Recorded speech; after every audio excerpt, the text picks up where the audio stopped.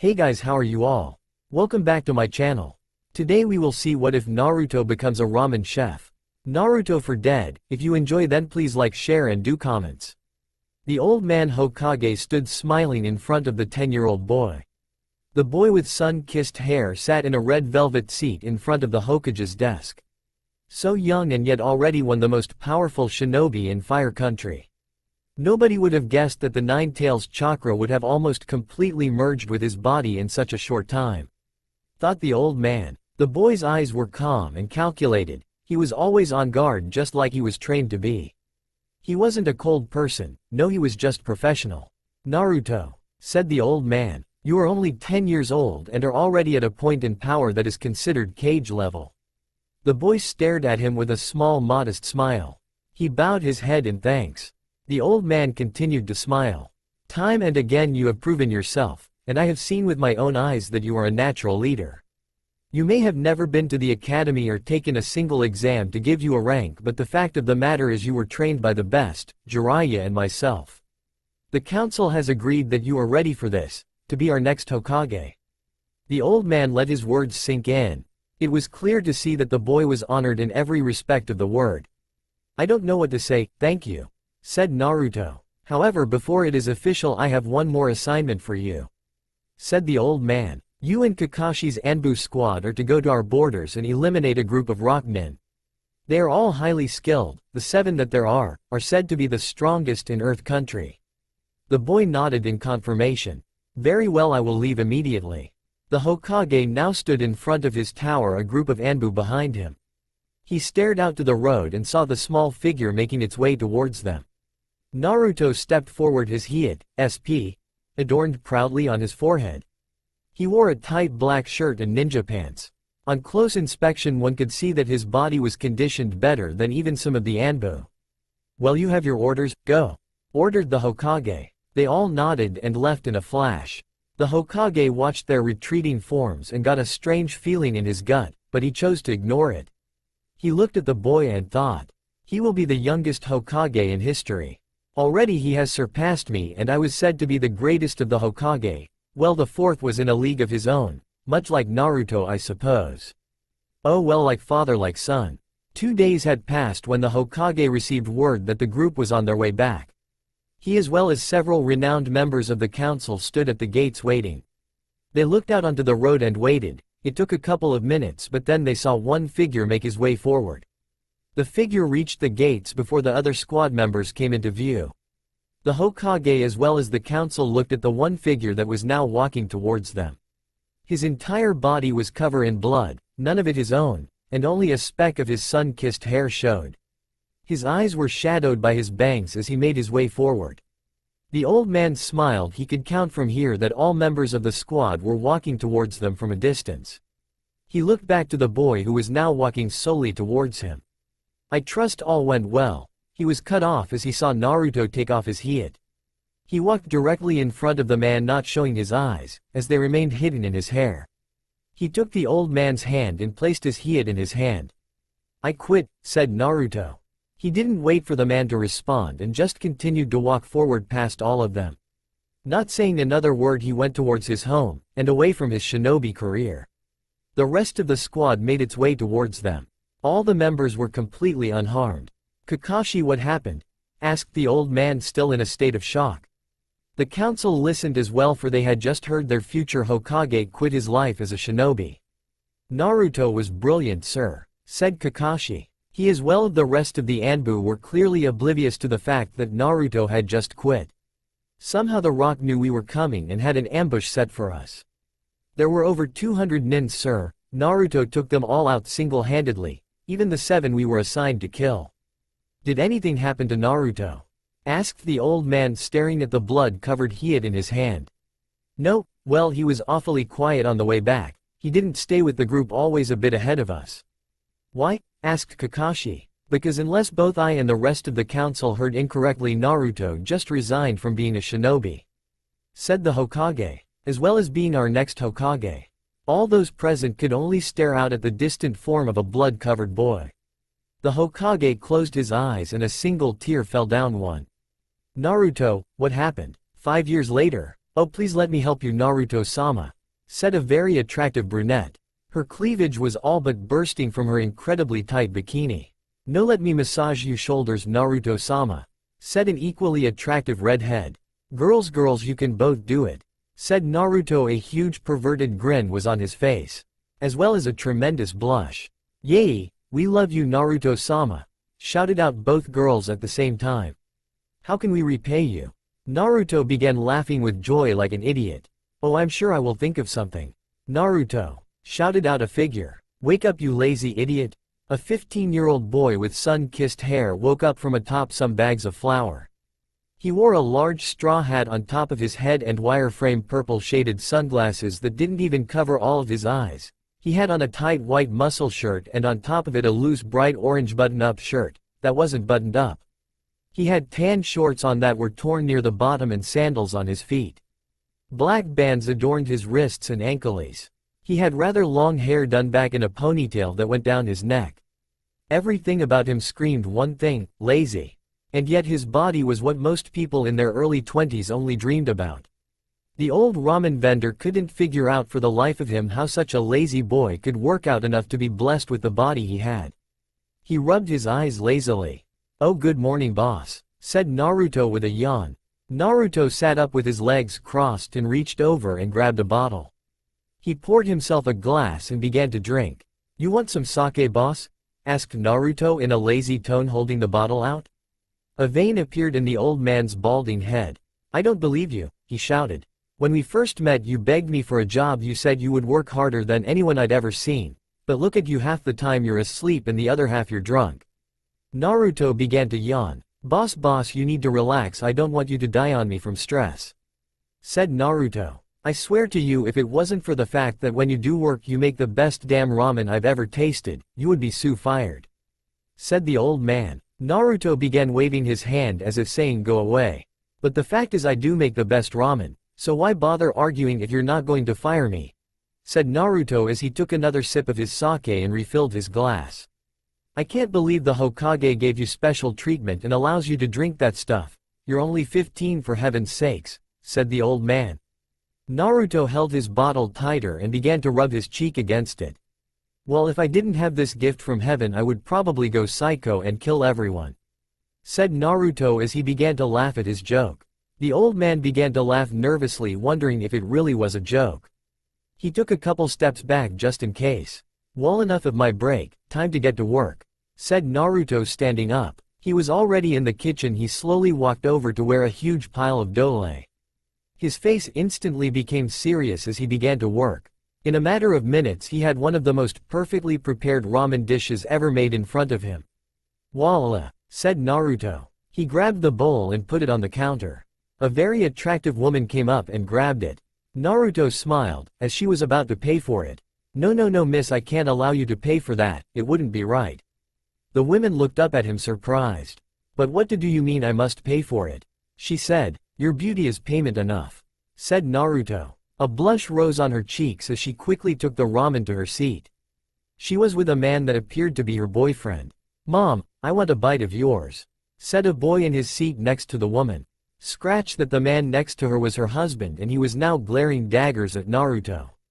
Naruto let out a sigh as he looked at the two together. "Someday," he said to himself. The old ramen chef came up behind him and smacked him on his head. "What were you thinking giving that ramen away for free? That money is coming out of your pay," he said. "And what do you mean someday? You go through more girls a week than I did my entire life of dating." "Somehow you didn't, I'm not surprised," said Naruto. The old man began to glare at. "But I don't love any of them," said Naruto. Naruto sighed. "Your weight is serious." Naruto lied back on the sacks of flour, pulling his straw hat over his eyes. "Wake me up when you need me, I'm going to sleep." "Say, isn't that the legendary Tsunade without a top on?" said the old man. Naruto was up in an instant. "Where?" said Naruto. The ramen chef sighed. "Get back to work now," he said. Naruto looked at him, realizing he had been tricked. Naruto grumbled at this and went back to work. "Slave driver," mumbled Naruto before he yawned yet again. Costumers came and went, each one more than satisfied with their meal. Naruto was one of the best chefs in Konoha, if not one of the best in Fire Country. At least that's how he felt. "Dad, I'm back," shouted Ayame as she walked into the stand. Ayame was 18 years old, long brown hair and brown eyes, and beautiful in every sense of the word. Now Naruto was a bit of a pervert as well as a flirt. He knew it, and so did almost all the female population of Konoha. But the one girl he had the utmost respect for, and the only one he would ever think of, as a sister was Ayame. "Ayame Nichan," said Naruto, stumbling over to her.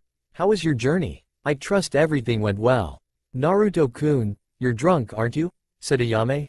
"That may be true, but that doesn't mean I wasn't worried about you," said Naruto. "I only went to the store down the street." "That far?" said Naruto with astonishment. "Ayame, how could possibly have done it?" Ayame let out a sigh. "There's just no talking to this boy. Oh well, that's why he's so fun," thought Ayame. "Did you buy me anything?" asked Naruto with a hopeful glint in his eye. Ayame just shook her head. Naruto put his head down and went back to cooking. Ayame only laughed at this. The street was dark and barren. Only two figures made their way down it, the moon lighting their path. "I swear, Naruto, you really got to stop. That stuff is going to kill you," said Ayame, holding Naruto up with her shoulder. Naruto had a goofy smile on, and his face was flushed from the alcohol he had in his system. "I'll stop when I'm dead, declared Naruto in a drunken slur. "At the rate you're going, that won't take long," said Ayame. Naruto just continued to give his drunken smile. They were almost to their destination when trouble happened. Several figures made their way out of an alley and surrounded the two. They were all dressed in loose clothing. Some of their cloths were actually torn. Slowly they began to surround the two of them. One man who looked to be a little over 21 stepped forward. His black hair was cropped downward over his skull. He wore a loose tank top and wore similar shades to Naruto's.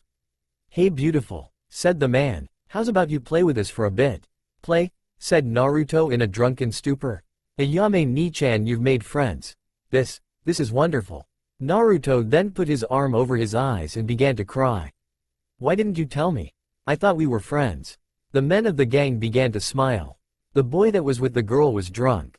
They had all thought they would have to beat him to get to her, but as it seemed it would be like taking candy from a baby. "Yeah, friends, so what do you say?" said the man to Ayame. She didn't get the chance to reply, as one member of the group came up behind her and grabbed her. Her eyes narrowed, and she elbowed him in the stomach.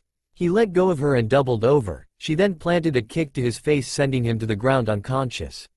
"Wow, Ayame Nichan plays so rough with her friend's SS," said Naruto, taking another swig from the sake bottle in his hands. Two more men came up to her. She jumped in the air with the grace of a trained shinobi and did a spin kick, hitting both her opponents in their skulls, knocking them out. Another came up from behind and she threw a punch to his nose, which gave way with a snap. The leader of the group stepped forward. She tried to throw a punch at him, but he caught it with ease. "You little bitch," he said before backhanding her in the face. Her world began to spin as she was sent tumbling to the ground. The force behind the blow had been great and she was barely conscious. "Naruto, help," she said. The leader and everyone in the group looked at the drunken boy as he stood there silently. The straw hat shadowed his eyes as they waited. The leader with his black cropped hair took a step forward towards him.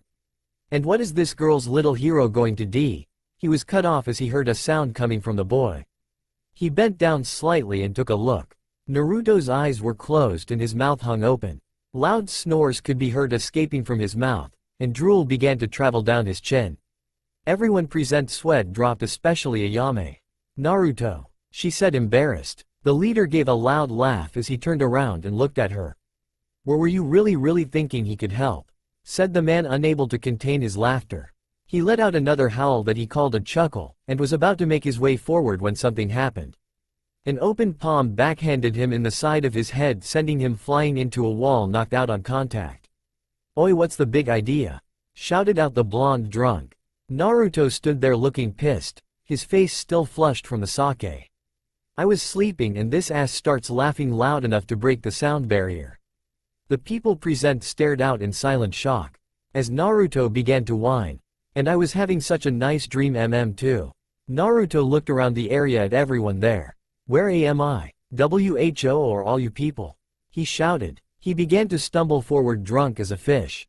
"I know, you were laughing too, weren't you?" he said, walking over to one of the gang members who started to back away. "No, wait," said the man. "Why did you do that?" slurred Naruto. Tears fell from his eyes over his flushed face. "Did you laugh because you thought I looked funny? I'll have you know I've been called handsome on a number of occasions." Naruto's face then grew angry with rage. He slammed his fist into the gang member's face, sending him crashing back. "Why you?" said another gang member with a bald head and sunglasses. He threw a punch at Naruto's face. Naruto bent backwards on a horizontal angle, avoiding the punch. His arms began swimming at his sides as he tried to stay balanced. His one foot shot in the air as he was falling back, hitting the bald man straight in the jaw. The force knocked him out. Naruto pivoted on his foot so that his front was facing the ground if he fell forward. Instead, he began to stumble forward, and in an attempt to get his balance he began to run forward to keep up with the rate he was falling at. His head slammed into a gang member's chest that was behind him, as he rammed him into a wall. Naruto lifted his head and the back of it hit the man hard in the chin, rendering him unconscious.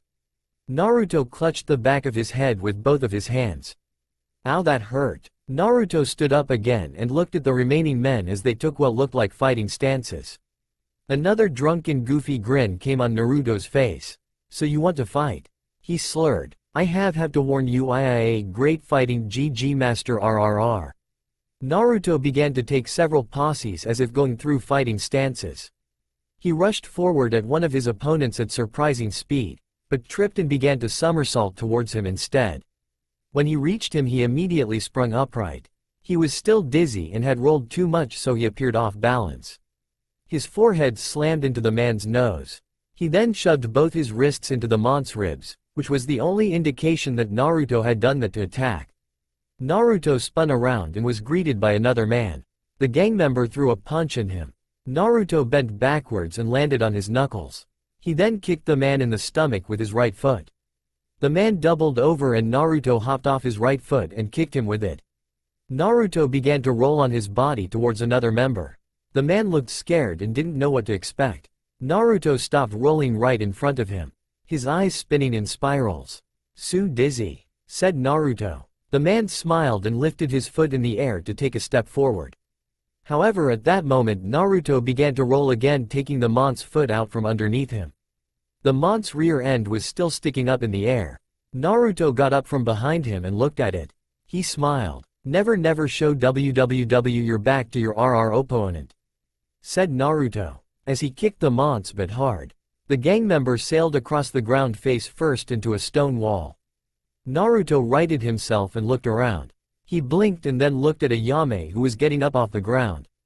"Hello, Ayame Ni-chan. When did you get here?" asked Naruto as he stumbled over to her. She looked at him and then began to giggle. "You're drunk," she said. "Am not," said Naruto on instinct, completely ignoring the fact that at the current moment he was seeing two of her. "Let me take you home," she said with a smile, taking his arm and putting it over her shoulder. Naruto gave another goofy smile and then looked around at all the men that were unconscious on the ground. "Wow, Ayame Ni-chan, you Suri are popular RR. I mean, look at all the guys that have fallen for you," said Naruto, swinging his arm around to show all the unconscious gang members. Ayame began to giggle, which soon developed into a full-blown laughter. Like she had always thought Naruto was defiantly fun. On a rooftop nearby, a silver-haired Junin with his head covering his left eye and a mask watched the scene with amusement. He too gave a small laugh before he disappeared in a swirl of leaves. The familiar scene of the Hokage in his office with the gathered Junin played into the view of one Hitachi Kakashi. The Junin walked into the room late as usual. His masked face, that drove many to insanity over, was buried deep in a little orange book. A few of his colleagues eyed him angrily.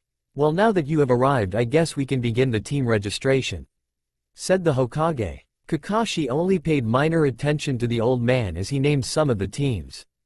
Team 7 will be led by Hitachi Kakashi. U team will consist of Uchiha Sasuke, Haruno Sakura, and Hyuga Hanabi. Kakashi left the room after that, not needing to hear the rest. He let out a sigh. How unfortunate that this year's most promising genin would get him as a sensei. He was almost positive he would fail them. He had a lot to think about. "I could use some ramen," he said with a smile. "No, I shouldn't. I have a boyfriend," said the blushing redhead. It pains my heart to hear you say that, said Naruto with a look of passion in his eyes. Please allow me just a sample of what it would have been like had our paths crossed earlier. He leaned in to kiss her, and to the surprise of many who were secretly listening and watching, she did too. Their lips were mere inches apart. He could feel the heat of her breath as she drew closer. Naruto, shouted out a rough voice behind him. He was instantly smacked over the head with a frying pan. Get back to work, you lazy bum. Naruto rubbed his head and looked at the cook. He then turned around but found the woman he had been wooing was already out the door. Clutching her blushing cheeks in embarrassment. "Ah man, I was this close," said Naruto, holding up his hand showing his index finger and thumb merely a centimeter apart. Hey, oh well, another day. He poured some of his sake into a saucer and began to drink. He felt the sharp taste of the liquid enter his throat and gave a pleased sigh. "Excuse me, I would like to order," said a voice that was familiar to the blonde. He turned around and was greeted with the face of Kakashi. "Kakashi," said Naruto, very surprised. He took the bottle in his hand and gave it a good chug. "Sue, what can I get for you?" Naruto gave a smile. "One large miso," said Kakashi. Naruto nodded and took on a serious face. He rushed at the dough and began spinning out noodles. In no time at all he had it ready. He placed it in front of the man. He stared at Kakashi's face and waited. Kakashi began to pull down his mask. Naruto began to sweat with anticipation. Suddenly something got caught in the boy's nose, causing him to sneeze and look away for only a second. When he looked back, he saw the bowl empty and Kakashi with his mask still adorned. He looked at it, as if it were mocking him. "Naruto, do you mind if we talk for a while?" said Kakashi. Naruto looked at him for a minute, then ushered him over to a booth. "Why don't you ever visit me?" said Naruto. "It's been 5 years. I've been busy. If you were so lonely you could have visited yourself," said Kakashi. "I was busy, doing, stuff," said Naruto, pouring some more sake into the saucer. He took another sip. Kakashi could tell he was getting tipsy and hoped he would be able to keep a conversation with the blonde. "I'm taking on a team, they're about your age," said Kakashi. "That's great, so the old man brought up the age for graduation," said Naruto. "One of them is the old age, she's 12. I see, what do you need to tell me?" Kakashi looked down at the table for a little while. "I need advice," he said. "Advice? Why would you think I could help?" said Naruto. The two of them were silent for a little while. Naruto waited for his response. "I normally fail a team without giving them much of a chance, however this year looks promising, I just don't know what to do. I'm very sure I can train them to fight very well if they pass, but there is so much more that I will be unable to teach them," said the man. "My advice is this. Give them a fair shot in your test, but make sure they fully understand what it means to be a shinobi," said Naruto with sad eyes. He took another sip of his sake. "As for what you're getting at about teaching, I have no advice." Naruto turned and left the booth, however he paused a couple steps away. He turned around and flashed a lazy smile on his slightly flushed face. "Things have a way of working out if you let them," said Naruto. "Feel free to stop by with your team anytime. It would be nice if we got a couple of regulars around here." Kakashi smiled and waved as the boy who could have been Hokage turned and went back to work. Naruto was getting bored. He had been working for a while now. He looked at the clock and gave an agitated sigh. "I can't take this," said Naruto. He walked over to Ayame, who was currently washing dishes. "Hey, do you think you can cover for me? I don't feel too much like working right now." Ayame gave him an angry look. "Fine, but you owe me Uzumaki," she said. Naruto jumped for joy and gave her a hug. "Thank you, Ayame Ni-chan," said Naruto. He was out the door in seconds. Naruto now calmly strolled down the street, tilting his empty bottle over his mouth, trying to get any drops that were left out, he said, and threw the bottle away. He continued on his way when he sensed a presence behind him. He turned around and saw a mess of brown hair duck behind a tree. Naruto sighed. He kept walking when he just suddenly fell forward and fell asleep. The figure that was pursuing approached him confused. The figure was a boy around 12 years old. He wore a long white t-shirt with the Konoha leaf symbol on it as well as a pair of jeans. On his brown hair he sported a pair of goggles. "Is he asleep?" he asked to himself. He walked up to the body that was snoozing in the middle of the road. Before he could react, the boy latched onto his foot. "Ah, Get it off, get it off. Naruto propped himself up. Su, what do you want? Asked Naruto. The boy blushed embarrassed at being caught and rubbed the back of his neck. I was wondering if you could help me, said the boy. Naruto raised an eyebrow. I saw you, at the ramen stand, with that girl. Naruto remembered the redhead he almost got a kiss from, before the old man interrupted. You saw that, huh? Well, I guess I didn't try to hide it, said Naruto. The boy got down on his knees. Please, I beg you, teach me how to impress this one girl I like, said the boy. A perverted blush came on Naruto's face. Ho, so this is about a girl. Well, how could I say no? Konohamaru, responded the boy. Konohamaru. Well, let's get specifics. How old is she? Your age, my age, younger, said Naruto. If she's 10 or under, I refuse to help. She's my age, said Konohamaru. The boy looked down at the ground. Me and her are actually friends. See, the thing is, I want her to see me as something more. Konohamaru looked back up at the boy and saw him flipping through an orange book.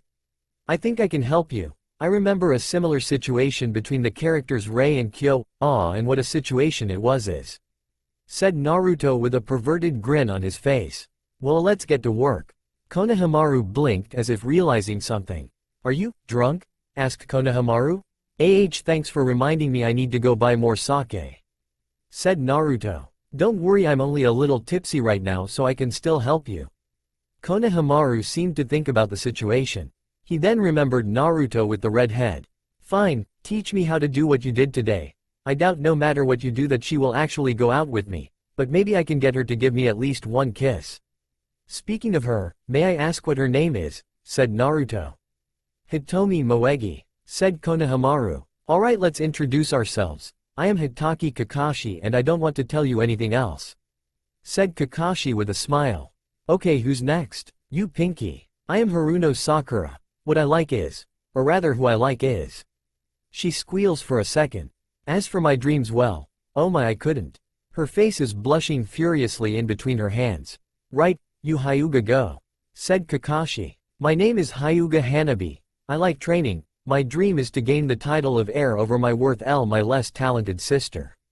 She finished. Her face remained stony. Uchiha go, said Kakashi. My name is Uchiha Sasuke. There is a lot I don't like and not much I do.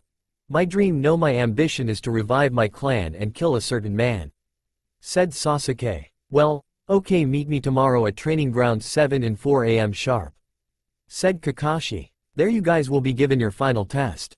They all looked confused. Final test? Said Sakura. What do you mean? I mean there is one more test before it is decided if you become Genins, said the copy nin. Well, I'm off. Oh, and I wouldn't eat breakfast otherwise you'll throw up. He then disappeared in a blur of motion, leaving his stunned students behind. Sakura followed Sasuke and Hanabi went her own way. Naruto and Konohamaru spent almost all night up thinking of ways to have Konohamaru seduce the girl of his dreams. Alright, let's go find her, said Naruto. Both of them exited the apartment complex to the streets. Both of them went to spot near the bridge and hid in a tree. Konohamaru easily jumped in it while Naruto scurried up climbing it. Alright, everyday me, Moegi, and Udon meet here, said Konohamaru. He and Naruto waited and sure enough 2 figures began to make their way towards the bridge. Naruto looked at them carefully. The first was a boy that wore glasses and a black turtleneck, and he had black fingerless gloves on his hands and a small bit of snot coming out of his nose. The other was who Naruto assumed was Moegi. She had long orange-red hair that was tied into a ponytail by her neck. She had hazel eyes and on closer inspection she was definitely well endowed for her age. Naruto gave a low whistle. Wow, girls are sure developing young these days, said Naruto. Konohamaru began to laugh. Huh, what's so funny? Well, you see. He stopped and giggled some more. When we were younger, Moegi was very flat-chested. When we played ninja, she would often introduce herself as the Konuichi with the body and beauty of a full-grown woman. Looking back on it now, she is starting to live up to that. Konohamaru began to laugh some more. Huh, where is Konohamaru-kun? Asked Moegi to Udon. The boy shrugged and looked around. Alright kid. You are going to approach her differently. I will observe from here. You can't be embarrassed when saying what I am about to tell you. Say it in a way only a friend would, okay? Said Naruto. Konohamaru looked at him, wondering if he should rely on an alcoholic. And remember, relax. Naruto patted him hard on the back. Konohamaru jumped down from the tree to greet his friends. "Ahoy, howdy guys," said Konohamaru in a cheerful attitude. My Moegi-chan looking good as usual." Naruto studied the girl's face closely as Konohamaru said that. He was happy to see a faint blush appear on her face. Thank you Konohamaru-kun," said Moegi. "And Udon, wipe your nose," said Konohamaru. The boy took out a tissue and wiped. "It will be back later," he said. Konohamaru walked up to both of them and wrapped his arms over their shoulders. He held them close so they were all cheek to cheek, something that could be considered a welcome from a friend who was just in a good mood. Once again Naruto studied Moegi as this happened. He saw the small blush deepen, but also observed that a small smile crept onto her face. "Konohamaru-kun, are you feeling okay?" she asked. Konohamaru blinked and looked at her, faking innocence. "Yes, why Moegi-chan?" he asked, his face seeming confused. No reason, you just seem really cheerful today," she said. "Yeah, what she said," said Udon. "And why shouldn't I be in a cheerful mood today?" said Konohamaru. "Every day that passes means a chance to get stronger." Both his friends sighed at this as they followed him to the academy. The lessons were, to say the least, boring. Naruto was falling asleep from his post on a tree branch outside. The three friends sat next to each other doing everything they could to stay awake. Konohamaru leaned over and whispered to both of them. "Hey, you guys want to go see a movie tonight?" asked Konohamaru.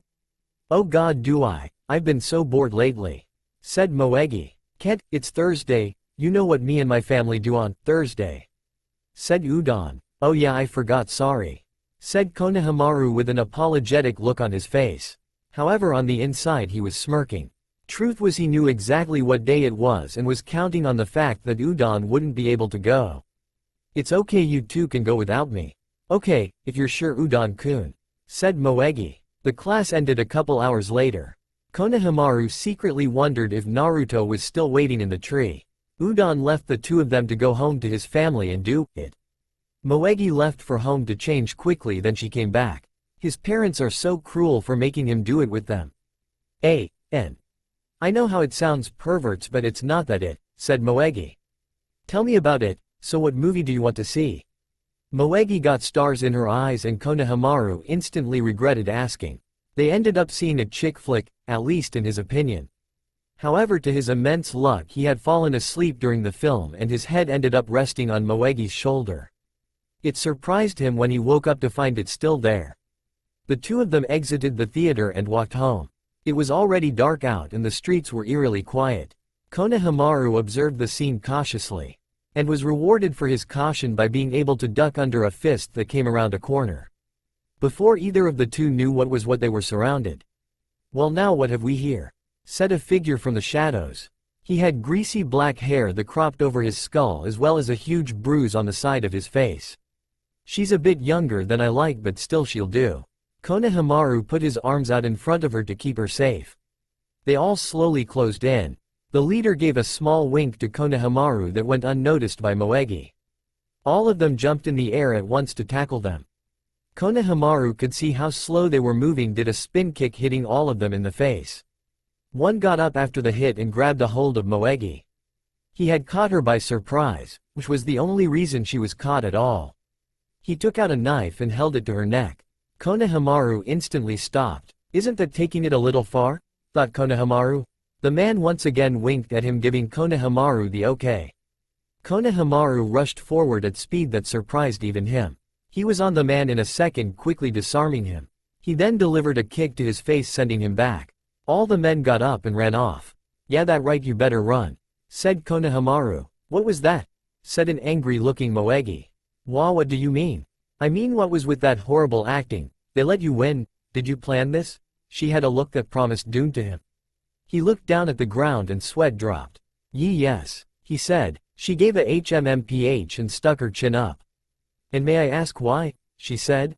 "Because I was trying to impress you," he said in all honesty. "Baka," she said, hitting him on top of the head.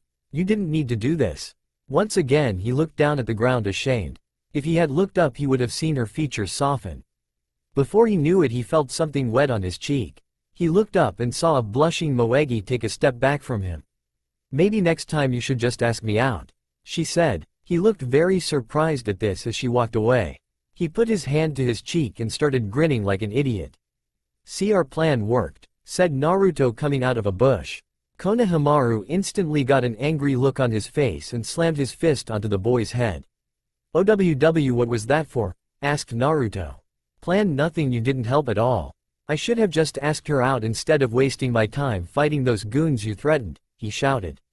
HMPH, well anyways I'll see you around I guess, said Konohamaru. He then turned and left. When the boy was out of sight, a lone figure made its way from the shadows of the alley to greet Naruto. He took a swig of his sake and looked at the orange-haired girl. Thanks for telling me he likes me, said a still blushing Moegi. No problem, said Naruto once again taking in some sake. You know you really should stop drinking, it's not right for someone your age, she said. Naruto gave out a small laugh in reply and waved her off. He turned around and began to walk away. Yes mom, he said. When he was out of reach of her he began to wonder something. I wonder what it is, he asked himself. Udon's hours. Naruto peeked inside the window and saw a truly horrible sight in front of him. Udon was tied up and being forced to listen to his mother sing on the karaoke machine. It was just a karaoke night, a horrible karaoke night. Naruto felt sorry for the boy. Hyuga Hanabi stumbled into her room exhausted. She was pissed at the fact that she and her team had barely passed the exam. She really was mad at herself for not being able to do anything of significance when sparring with their Junin, as well as not being able to catch on to the meaning of the test. But still she had passed and that's all that mattered. She had heard from her father that her sister's team had passed as well. It was also because of Hinata that they had succeeded because she figured out the meaning of the test. Hinata, I'll show them all that I am more deserving than you. Naruto and Kakashi both sat at the stand together slurping down ramen. This time Kakashi had simply cut a hole in his mask so he could eat slower. This greatly pissed off Naruto. Someday, he said before he started laughing evilly. Kakashi just stared at him. Naruto, it's not even noon yet, how can you be drunk? Asked Kakashi. What, I'm not, whatever, did you pass your team? Asked Naruto. Kakashi nodded. He seemed to have almost a faraway look in his eye. Barely, they performed as well as any other of the teams I tested, but unlike those teams I gave them a second chance and they passed, said Kakashi. They are all unique, but I wonder how I can help them. Naruto raised an eyebrow at this. He had never heard of a challenge Kakashi couldn't really handle. What do you mean? Well, you see, Haruno is more focused on getting the last Uchiha to date her than being a ninja. The Uchiha is obsessed with killing his brother, and the Hyuga, she's the worst of all, said Kakashi with a sigh. Not only does she have that Hyuga arrogance, she completely hates her sister to the point where it is almost scary. Why does she hate her sister? Asked Naruto. Kakashi shrugged and then thought about it. Her sister is the clan's heir, but she totally lacks self-confidence. Hanabi thinks she is better than her and far more deserving of the title, said Kakashi. You know, if someone gave her sister a push in the right direction, it could show her how wrong she is about certain things and that she still has a lot to learn. Naruto continued to slurp down on some ramen. Med Nen, said Naruto. Kakashi looked at him confused. What? He asked. I'll only help her if she has the ability to be a Med Nen, because that is all I will train her towards, said Naruto. There was a silence between the two of them. Naruto got up and left the stand. It was completely within his right to do so since it was his day off. He thought about some things in his head as he headed towards the training ground. He felt the chakra he was looking for and headed towards it. Naruto carefully walked into the training field. It was getting late, but he could feel the signature he was looking for up ahead. Though he had never met her personally, Kakashi had told him of her and her team. This was their training ground, so it made sense that it would be her. He came into view of the clearing and saw a girl with bluish-black hair. She was currently beating up a training dummy using her family's style. Naruto studied her closely. Her movements were graceful, yet he could sense she was holding back power. He wondered why that was, considering it was only a training dummy. He continued to study her and his eyes wandered. A perverted blush came onto his face.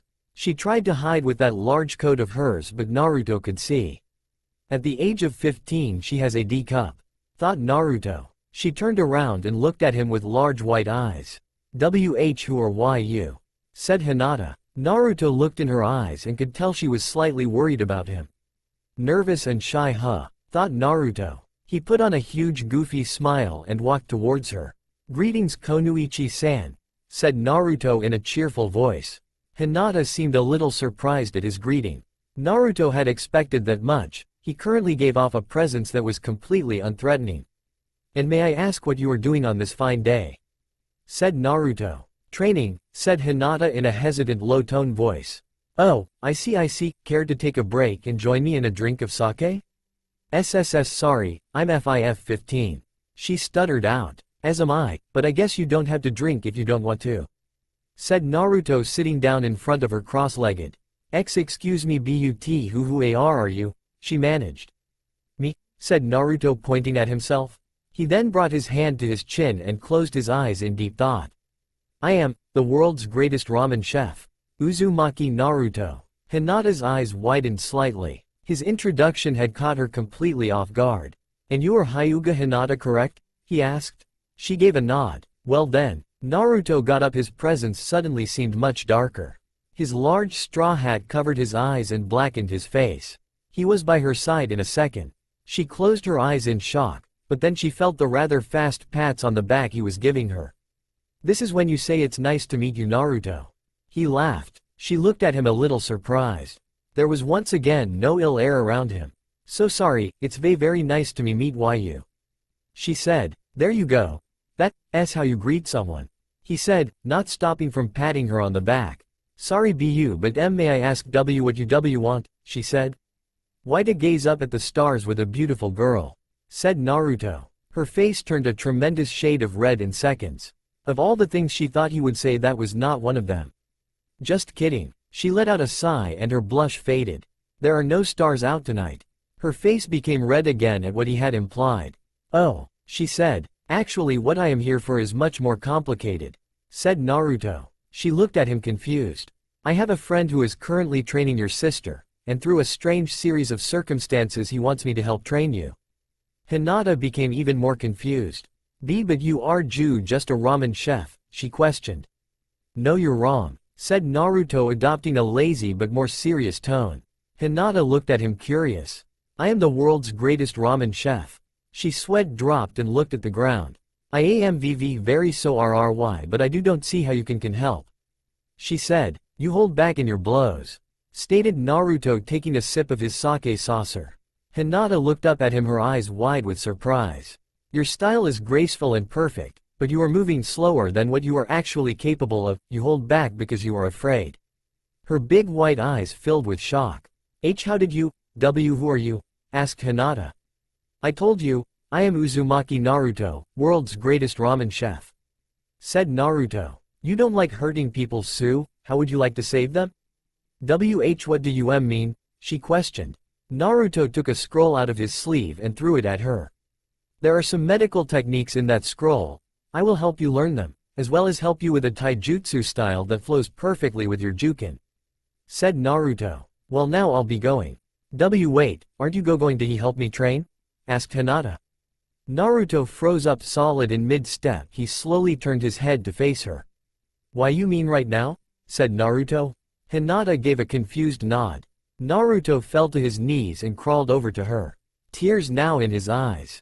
I already gave you a scroll, what more do you want? I'm so tired, I need to sleep.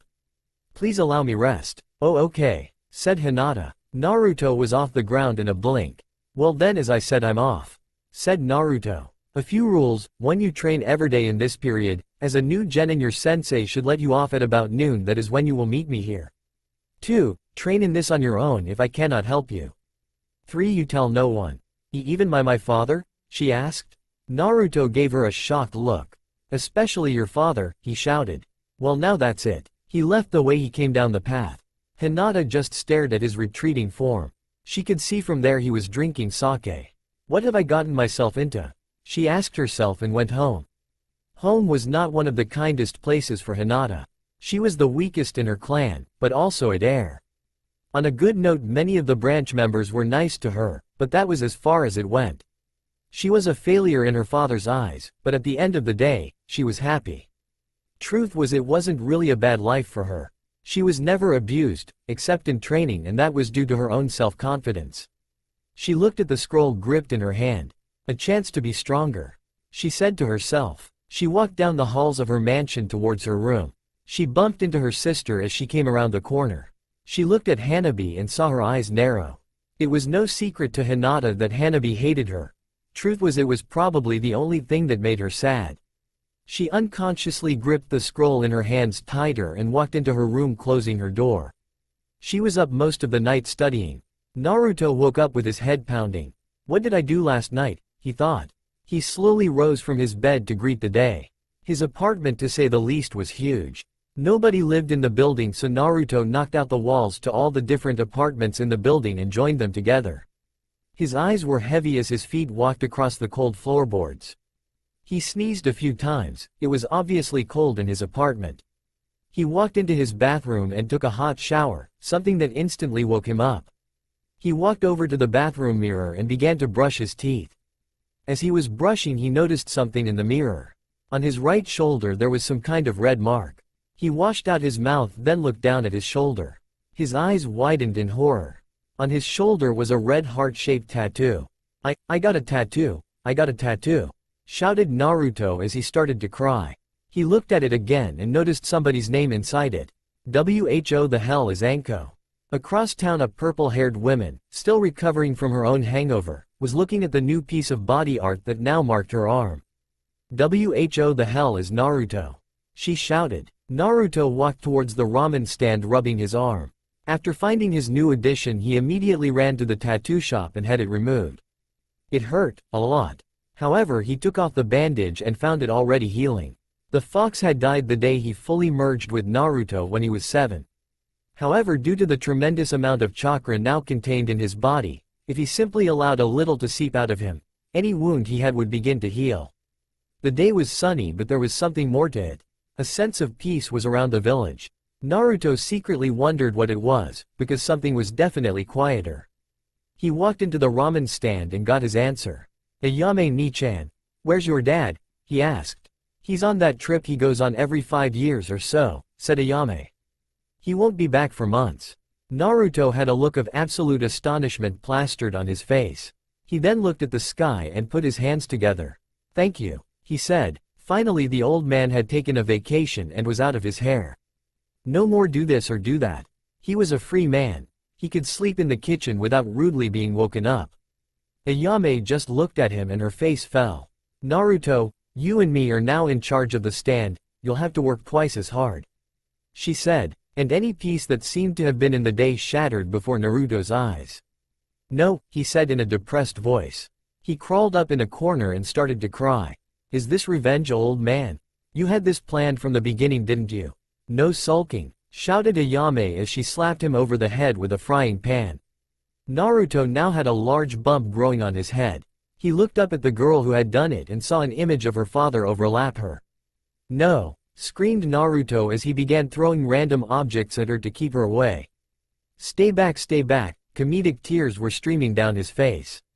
Ayame stared blankly at him, and then at the mess he was creating. She cracked her knuckles. Naruto, she said as she drew closer. Naruto just continued screaming. The ladies that came to the stand just couldn't figure it out. Instead of the extremely attractive lazy ramen chef that would always hit on them, there was this hard-working young man who looked like his face had been trampled by horses. Naruto spun some noodles out, grumbling. She didn't have to be so rough, he said as he put more ice in an ice pack on his head. Due to his healing factor, the bruises and bumps were already going away. He looked over at Ayame, who was giving a customer his order with a smile. Thank you for coming to Ichiraka's ramen, she said with a bow. Conniving, manipulative demon, Naruto mumbled. He looked at the sake that was just behind her. Her back was turned so she couldn't possibly know. He slowly stalked over to it. His hand reaching out, he was only inches away. Touch that sake, Naruto-kun, and you're dead, said Ayame in a cheerful voice. Naruto looked over at her and saw her back was still turned. Even though he couldn't see her face, he could tell it still had that same smile it had when she gave the ramen to the customer.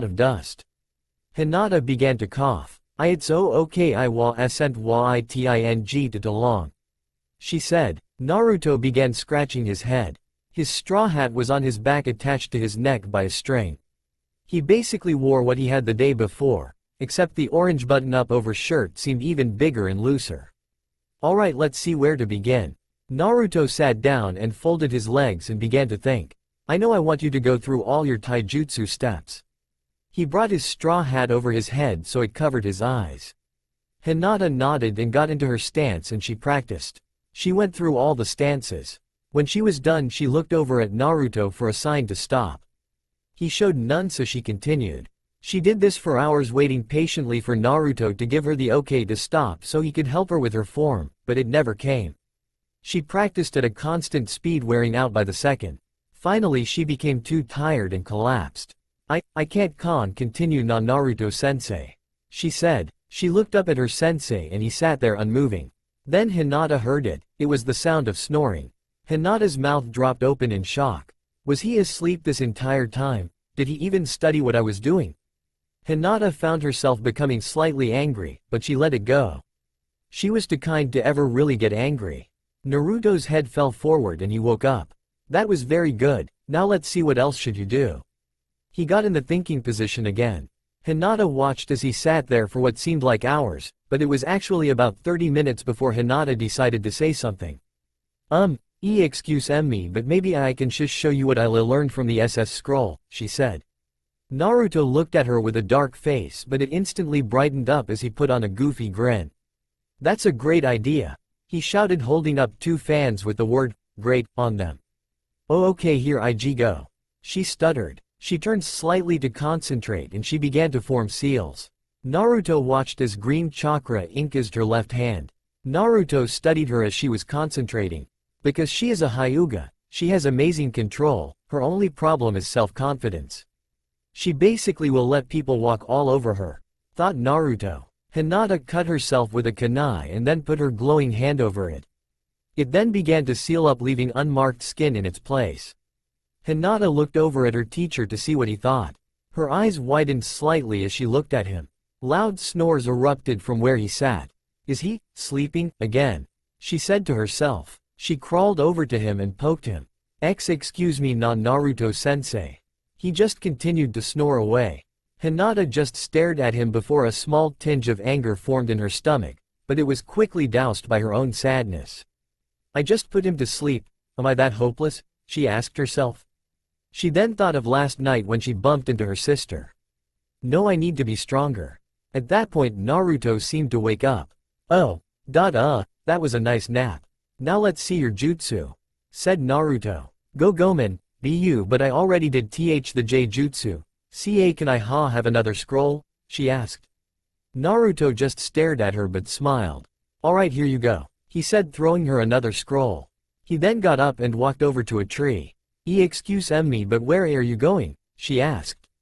Me, said Naruto, pointing at himself. I'm going over to this tree to plan out your training. Don't bother me until you complete that scroll though. She nodded and opened the scroll. Naruto walked over the tree and brought his straw hat up over the back of his head. Hinata stared at the scroll in shock. Chikatsu Saisei no Jutsu. A very advanced healing technique. This jutsu uses a part of the patient's body as a medium to heal their wounds. It requires an almost room-wide seal, and a lot of time. Hinata read on about the jutsu, the seals required, as well as the design that was supposed to be painted on the floor. It was incredibly advanced. It talked about stuff she didn't even know yet. How am I supposed to do this? I just learned how to heal small cuts and now I'm supposed to know how to use mediums. She thought. She looked over at her new sensei. He had his back to her and his straw hat covered the back of his head. His posture made him look like he was in deep concentration. He said not to bother him until I finish this scroll, and he looks like he is walking hard in deep concentration right now. I shouldn't bother him. Maybe I'm looking at this all wrong, she thought as she looked back at the scroll. Hinata was there for hours simply trying to manipulate her chakra in the correct fashion. But it was hopeless. She had no clue how to use mediums or make painted seals. She looked over at her sensei again. He remained in place unmoving. I need help, surely he'll understand. She walked over to his still form and stopped a couple of feet from his back. Gomen, na Naruto sensei, but I can't figure out this scroll. Can you help me? She said. Naruto sat completely still, not moving. At first Hinata thought she had made him angry, but then another thought came into her head. Is it possible that he's sleeping again? At the idea of this, that same anger returned. This time it stayed for quite some time, but once again she let it go. He may not be asleep. She walked up in front of him and what she saw was 1,000 times worse. He wasn't even there. A dummy had been dressed up like him and put where he was. The straw hat had covered the back of his head so she couldn't see the wood. Now this time the anger came and it didn't leave. She activated her bloodline and ran towards the village to look for him. Hooray for Naruto-sama! Shouted out a few drunk Junin, one of them being Kakashi. Naruto stood in front of them holding his sake bottle high. His face slightly flushed. They were currently all at Ichiraku's ramen stand drinking. That's right boys, drinks are on me, he shouted. Ayame was currently out on errands and had closed up shop, but Naruto had reopened it for Kakashi and his buddies.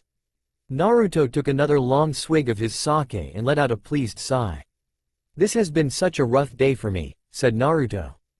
Hinata walked into the stand just in time to hear him say that. Her anger was amplified tenfold. Everyone in the room felt the killing intent and turned to see Hinata. Pissed could not even come close to describing the way she looked. Naruto smirked on the inside. Let's see what you do. Hinata clenched her fists, her eyes shadowed by her hair, and her body trembled with anger. You, she said, you, what the hell is wrong with you? Naruto looked at her confused. What do you mean Hinata-chan, I did all I could for you, said Naruto. Hinata glared daggers at him. You didn't train me at all, she shouted. All you did was sleep, you didn't help me or even try to. You came to me, remember, you came to me saying you would help and yet you did nothing. And then I come here and find you saying you've had a tough day. You are nothing but a worthless good-for-nothing drunk and a lousy teacher. Hinata finished her shouting and began to pant heavily. She stared at the ramen chef who had a surprised look on his face. He seemed to look hurt for a second and Hinata regretted some of her words. But then just like that he smiled, a true smile that made Hinata feel happy for some reason. He walked over to her and patted her on the back. Good job, said Naruto, his smile never leaving his face. Hinata had a confused look on. I don't understand, aren't you mad that I said you were a lousy teacher? Asked Hinata. Hinata-chan, there is more to teaching someone than how to throw a punch or blast off a jutsu, said Naruto. Hinata just continued to stare at him in confusion. It felt good, right, to let it all out and not let someone walk all over you. Hinata nodded. Yeah, but Hinata was cut off as he began to speak again. Hinata-chan, before I can teach you to save someone's life, you have to learn to live your own, he said. Hinata stared at him in a whole new light. When he had said those words he had seemed much older and wiser. However, all serious vanished as he put on a goofy drunken smile. "Now I'm not saying blow up at people like that ever again, just stick up for yourself," he said, laughing. "From now on I will take your training seriously. You have good style, but as I'm sure you know, you lack confidence, which holds you back. We're going to fix that." And with that he shooed her out of the ramen stand towards her home. When she left, Naruto turned around and faced all the Junin. "What are you doing, guys? Let's continue to party," shouted out Naruto, drinking more sake. The men gave a cheer and continued as well.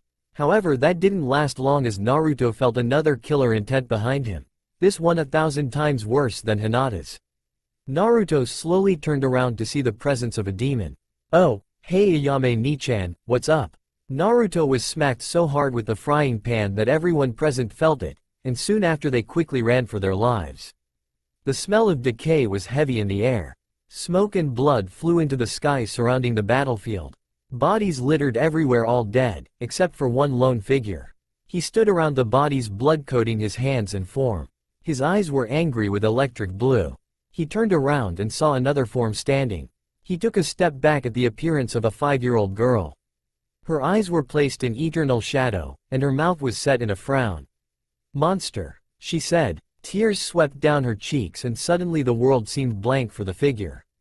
Naruto slowly opened his eyes to his dark bedroom. He rose from the covers at a slower than normal pace. He placed his feet on the cold floorboards and got up. He moved past all the objects in the darkness with practiced ease and made his way towards the kitchen. His eyelids looked heavy as he poured himself a glass of sake and drank. He drank until he was ready to pass out into a dreamless sleep. Just like he did every night. Naruto opened his eyes groggily. His head was pounding with a massive hangover. He looked around the apartment and noticed it wasn't his. He moved his foot in the bed and found another foot in it. He then became aware of the situation he was in when he realized he wasn't wearing any clothes. Naruto slowly began to turn his head towards his companion, silently praying. "Please say it's a girl, please say it's a girl," he chanted in his head. He finally laid eyes on her. She was definitely attractive, the sheets folded nicely on her curves. "Safe," shouted Naruto, getting out of the bed holding out 2 fans that said the word, "safe," on them. He looked at the clock and noticed that it was just before opening time for Ichiraku's. He quickly got dressed and exited through the window, and made his way towards the ramen stand. He was down the street towards his destination in a matter of seconds. As he drew closer, the sight of bright pink hair came into his eyes. Sakura stood outside the ramen stand her sensei had said to meet at. Her teammates weren't even there yet, in fact the place wasn't even open. Sakura let out a sigh. Her teammates had caught on to the fact that Kakashi was always late and probably wouldn't be there for a while. She looked at the closed-up setup of the stand and her mind wandered to what she was doing. She was by far the weakest on her team, and didn't have a clue on how to get stronger. She thought back to the words of her sensei. Flashback. Sakura stood at the bridge with her teammates. Kakashi was currently giving them the go-ahead to leave. They had been doing D-ranked missions for about a week now. "Well, that's it, you're dismissed," said Kakashi. They all began to leave. One moment, Sakura. The young pink-haired girl turned to her sensei with a curious look. Kakashi let out a sigh, as he seemed to be debating something within himself. Sakura could only wonder what. "Sakura, how serious are you about being a shinobi?" asked Kakashi. Sakura took a step back in surprise at this. "What do you mean, sensei?" asked Sakura. However, deep down she knew. "Sakura, I'm sorry, but your performance as a shinobi is sad," said Kakashi, trying to be as nice about it as possible. "You have made little contribution to your team in missions, and your actual skill level is below average." Kakashi saw the sadness gather behind the girl's eyes but continued on. "This had to be said. Your control is good, but that is only because you have less than an average Kunichi. But your biggest problem is your lack of focus. You're always looking towards the Uchiha to see what he will do." His words hurt, but Sakura knew they were true. Holding back her feelings, she asked, "What should I do?" Kakashi closed his visible eye and seemed to be enveloped by deep thought.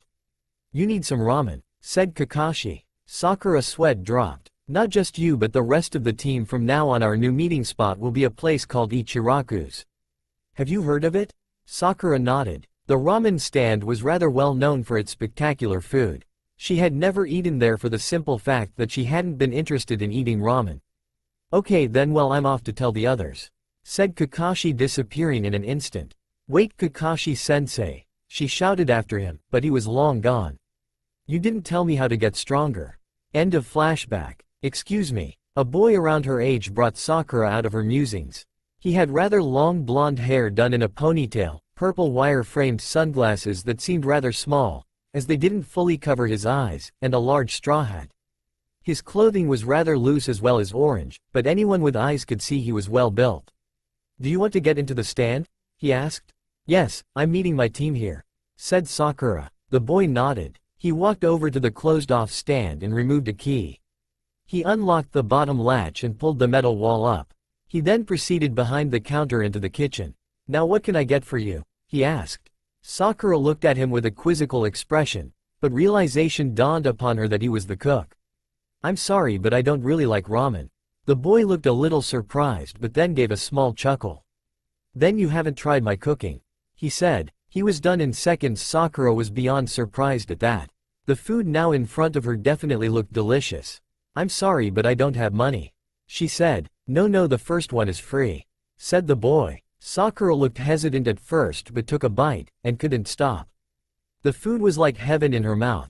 Its flavor just seemed to melt perfectly into her taste buds. To her surprise, she was finished rather quickly. Uzumaki Naruto, greatest ramen chef, never fails to please, he shouted. You won't find a better miso or any ramen for that matter. Thank you, it was very good, said Sakura. No problem, said Naruto. So you're waiting for your team, right? Sakura nodded at this. Yes, Kakashi-sensei says we'll meet here every morning from now on. Oh, so you're Kakashi's student, said Naruto. Yes, do you know him? Yeah, you could say that, me and him go way back, said Naruto with a faraway look in his eyes. Have another ramen bowl. I'll add it to Kakashi's tab. He placed another bowl in front of her and she bowed her head in thanks and began eating. Naruto looked at her as she enjoyed the food. A perverted blush came onto his face.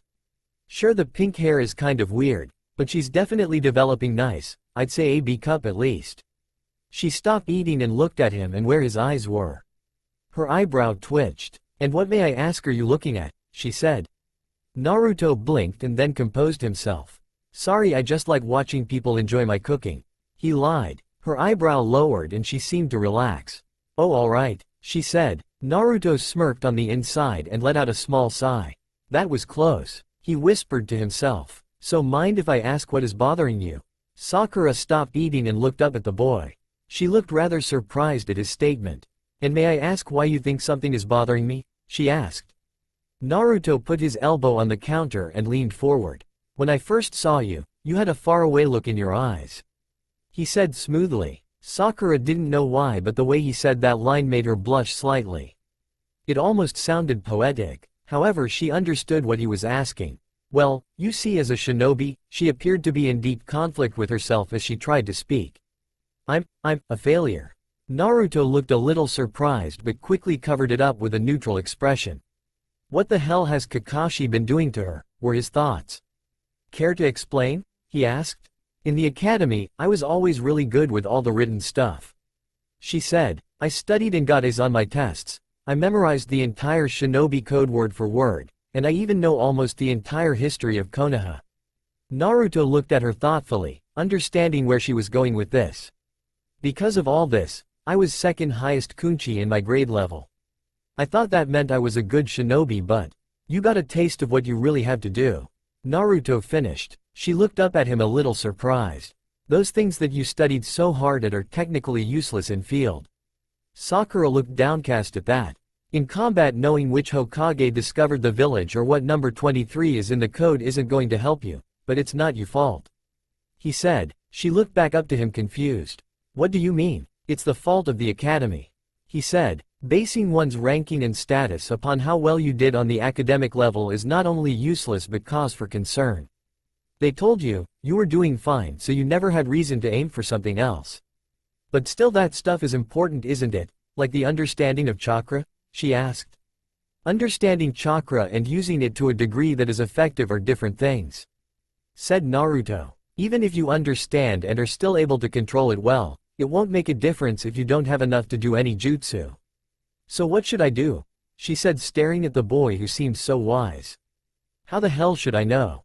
He said while picking his nose. Sakura's sweat dropped at this. What do you mean, how the hell should I know? She shouted. You were an expert a minute ago. What do you expect? I'm a ramen chef, not a ninja. He said flatly, taking out a bottle and taking a sip from it. I just said what seemed right based on what you said. That doesn't mean that I was correct in my assumptions. Sakura sighed and looked down. So this guy's useless. Yeah, this sucks, said inner Sakura. However, it doesn't mean I was wrong either. Sakura considered his words for a minute.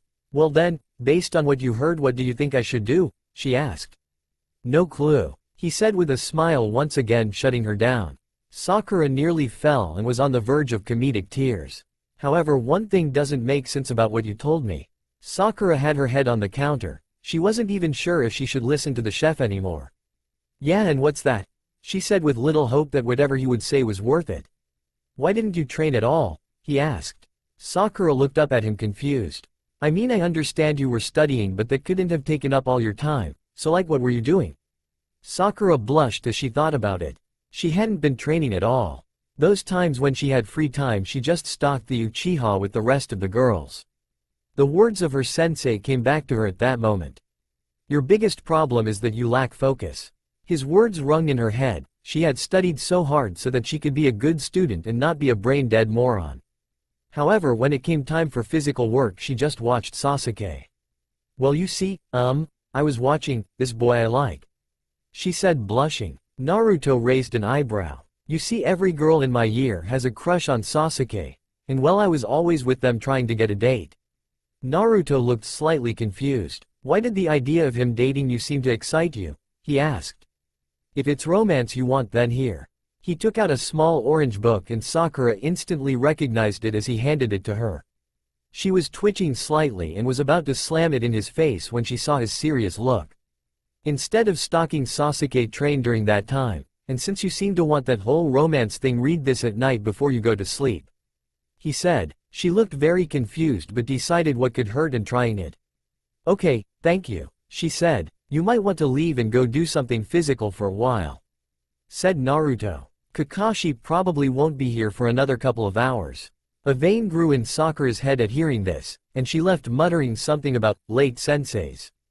As the pink-haired girl left, Ayame walked in. So we had a costumer this early, huh? She asked. Naruto nodded. She then stared at him with a look of annoyance. Yeah, right. Naruto looked very confused at this. Wah, what do you mean? You were fooling around with her, weren't you? She shouted. Wah. Naruto's mouth dropped open and he started to shake his head viciously back and forth. No, all we did was talk, I swear. Ayame looked at him unbelieving. Well, anyways, get to work, she said. Naruto then shook his head. Sorry, I need to leave early, as in right now. Ayame stared at him in disbelief. You're kidding, right? It wasn't a question, it was a statement. At that moment, Naruto ran out of there full speed. Naruto was heard from behind him. Naruto landed in the training field where a certain Hyuga girl was waiting. Her sensei Kurenai was currently out on a mission, giving them the day off. Welcome, Naruto-sensei, she said in a quiet voice. Even though she didn't stutter anymore, she was still incredibly shy. But that's why Naruto was grinning. Here, he said, handing out his second copy of the day to the young girl. Wah, what is it? She asked, confused at the picture on the front of the book. A perverted, adult novel, said Naruto. Hinata's jaw nearly fell out of its socket. I got the idea only moments ago when I helped a girl learn to focus on something else. Hinata didn't even want to know the circumstances that would give Naruto an idea like this while he was apparently helping out another girl. I want you to read a chapter at least once a week. I'll know if you did because I will be quizzing you and I've memorized every sentence in that book, said Naruto. Hinata looked absolutely horrified at this. But how will this help? She all but shouted the last word. Naruto sighed and began removing his shirt. Hinata blushed up like a tomato and screamed at him. What are you doing? That's why I want you to read that book, said Naruto, buttoning up his shirt. You're too shy about situations like this and you're 15. You should be fine with a guy simply removing his shirt. Hinata nodded, looking down at the orange book in her hands, blushing insanely. Naruto went over by a tree and went to sleep even though he should have been going back to work since he had taught Hinata the only lesson he would for the day. He didn't think at all about the fact that he had just given Hinata a perverted novel. But then again he could never have imagined the consequences to what he had just done. Seems like a good spot to end it, not. Prepare yourself, there is still a long ways to go, for this is my extremely large chapter. Naruto awoke several hours later from his sleep. He looked around the training field and took note that Hinata was not there. He stared up at the sun and decided that he probably should be heading back to work. He strolled down the wide streets that were Konoha.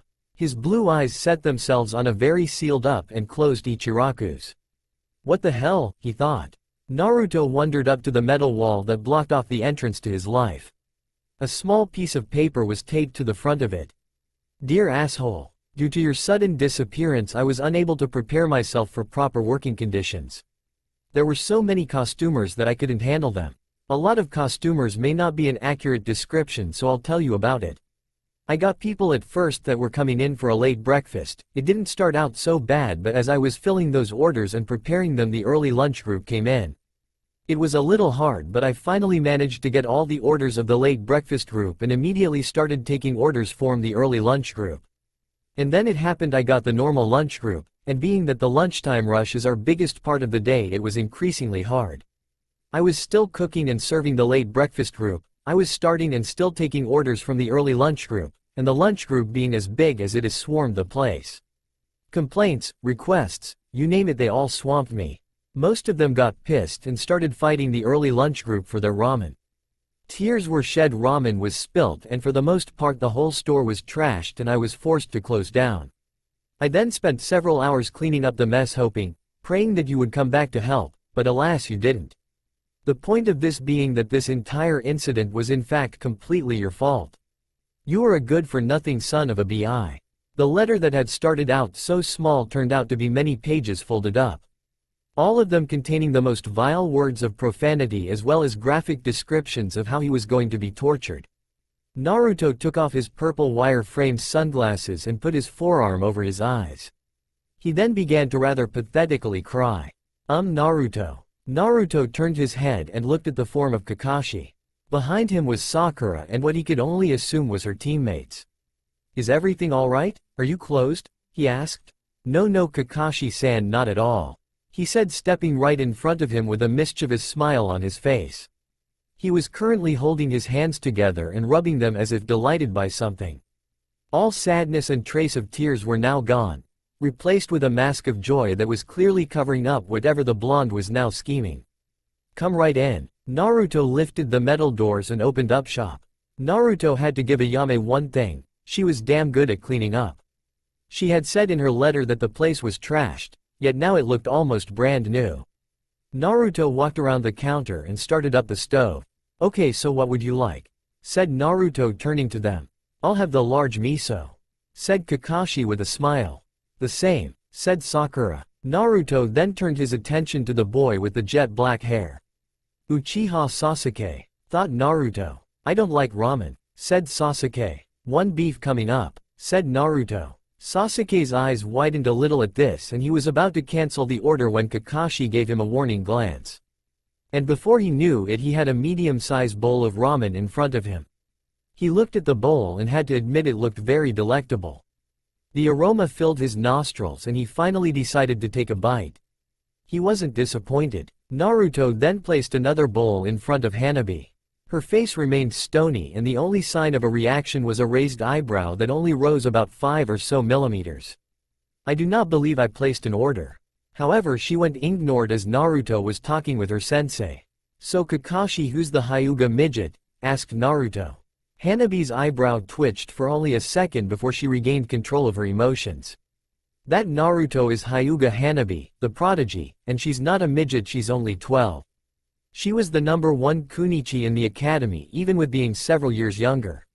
Said Kakashi. Naruto looked over at the young girl. She kept on a stony expression but a flicker of amusement went through her eyes. When people found out she was a prodigy they tended to ogle at her for a while. It had definitely done so when the Hyuga elders had seen her progress. She allowed only the smallest of smirks to invade over her expressionless face. Naruto suddenly jumped up and sat on the counter with his legs crossed directly in front of Hanabi. He had a look of boredom on his face as he brought himself to eye level with the young genius. Hanabi was a little surprised at how close he was. His face, even though it looked bored, also showed a hint of annoyance. Before she could react, a finger flicked her nose. "Baka," said Naruto. Hanabi brought her hand up and covered her nose. Her stony face finally took on an emotion of surprise and a hint of anger. What was that for?" she said, slightly raising her voice. Her face was red with a small bit of anger. "Baka," said Naruto, again raising voice above hers. He swatted the top of her head with the tip of a folded-up fan that he seemed to have gotten out of nowhere. "What are they doing letting a child like you be a shinobi?" He looked at her with a confused and annoyed face. "I am no child, I am a shinobi of the leaf," said Hanabi, regaining some of her previous control. "Despite my age, I am more than qualified to." "Baka," said Naruto again. This time he flicked her on the forehead with his finger. It annoyed her that for some reason she was unable to stop it. "You're very weird, you look like a small kid, yet you talk as if you were a 50-year-old lady."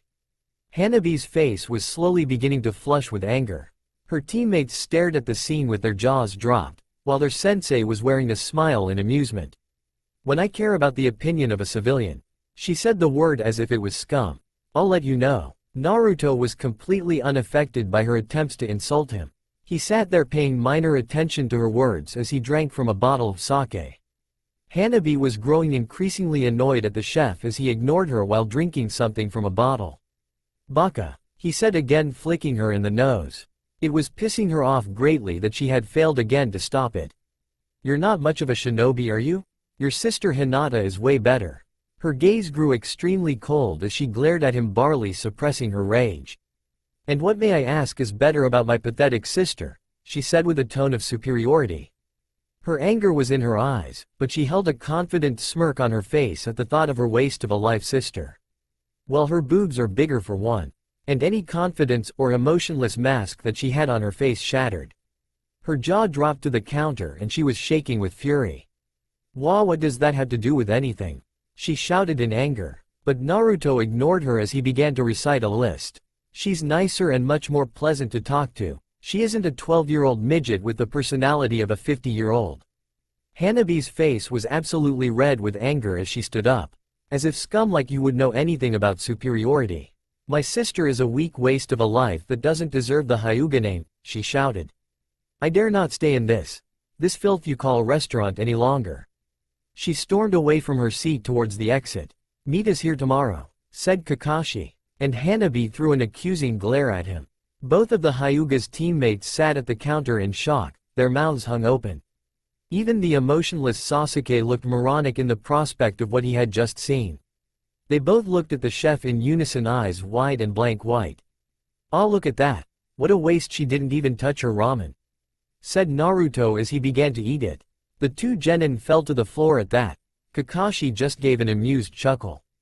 "Well, now I think we'll be leaving," said Kakashi, taking out his wallet to pay the bill. He then noticed the price being charged for each bowl. "This is 3 times what it normally costs." And suddenly Kakashi grew aware at what the mischievous look Naruto had had during the beginning of the meal. He left with a down look. Ayame had arrived a few hours later, and before she could beat the crap out of Naruto, he showed her all the money he had made. He was let off with only 2 black eyes and a bump on the head. "Well, despite that I had to close, I was still able to take care of business," she said. Naruto looked at her curiously. "One of our suppliers has agreed to meet us halfway in the delivery. I've already asked the Hokage to assign you protection. You leave in a couple days." Naruto looked positively appalled at the idea of moving his lazy bum around and traveling. "How far is halfway?" he asked in fear. "Wave Country," she said. Team 7 met at the ramen stand over the next few days. Each time Hanabi grew to hate the place even more. Naruto always succeeded in making her very angry, and she failed in every attempt to insult him. He always gave a lazy yawn or took a sip from his sake bottle. All which told Hanabi that he wasn't paying attention to her. The team made their way towards the Hokage Tower to receive their next mission. Hanabi was mumbling in anger, having just come from the ramen stand. Her teammates actually enjoyed the response she was giving.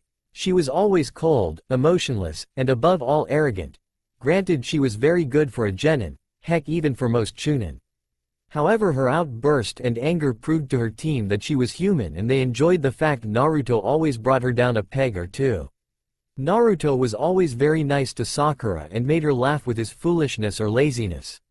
Surprisingly, he was rather nice to Sasuke as well, despite the fact that he was almost as arrogant as Hanabi was. Sasuke still never smiled, but he didn't give Naruto the cold shoulder. He admitted that his food was amazing and always ate it with silent thanks.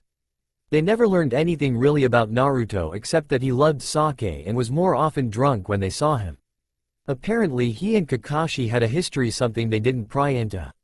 Sasuke and Sakura out of respect, and Hanabi for, in her words, "I don't give a damn about anything that involves that chef." Team 7 was now standing before the Hokage and their Chunin teacher Iruka. Due to your impressive mission record thus far, it has been decided to give Team 7 a C-ranked mission, said the Hokage. Originally this mission would have involved you only protecting a bridge builder, however a chef is in need of supplies and will be accompanying you to Wave. Your mission involves that you protect him as well. Hanabi looked absolutely terrified. A chef, it couldn't be. She turned as the doors to the room opened. She stared out at the distance as the figure came closer. His silhouette showed that he had a straw hat and a sake bottle in hand. Hanabi was paling in annoyance. However, as the figure emerged from the shadows, she was greeted with the sight of an old man. She let out a sigh of relief. "I'm Tazuna the bridge builder," he said. Hanabi's eyes shot open to extremely wide. "Wait, if he's the bridge builder, then where's the Che?" At that moment a boy with blonde hair, a straw hat, loose clothing, and purple wire-framed sunglasses walked in. "Hope I'm not late," said Naruto. "So where are the shinobi that will be protecting me and this bridge builder?" "I was just about to ask that question myself," said Tazuna, looking at the Hokage. The old man pointed to Team 7. "Kids?" the bridge builder said, confused. Naruto and him looked at each other, then they looked back at their bodyguards. Naruto grabbed the sake bottle from Tazuna's hand and took a long swig. Tazuna paid little mind to the fact that he was drinking when he was only 15.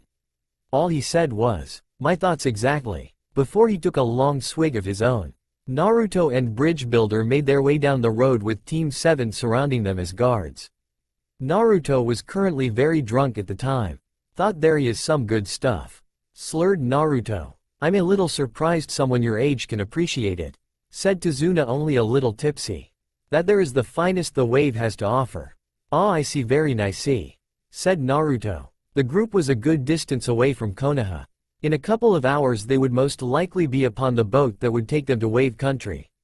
Naruto laughed at a joke he remembered. However, to the people around him he looked rather crazy to just start laughing. They came across a puddle that Kakashi seemed to eye for a few seconds before they moved on. As they drew farther away, two figures rose from the puddle. They charged the group from behind, preparing to strike. One of them aimed their poison-covered claw for the blonde with the straw hat. He thrust his attack outward just as Kakashi and his team turned around to notice their attackers. However, before anything could happen, Naruto tripped and fell forward. The blow missed his head, but the stunt didn't end there.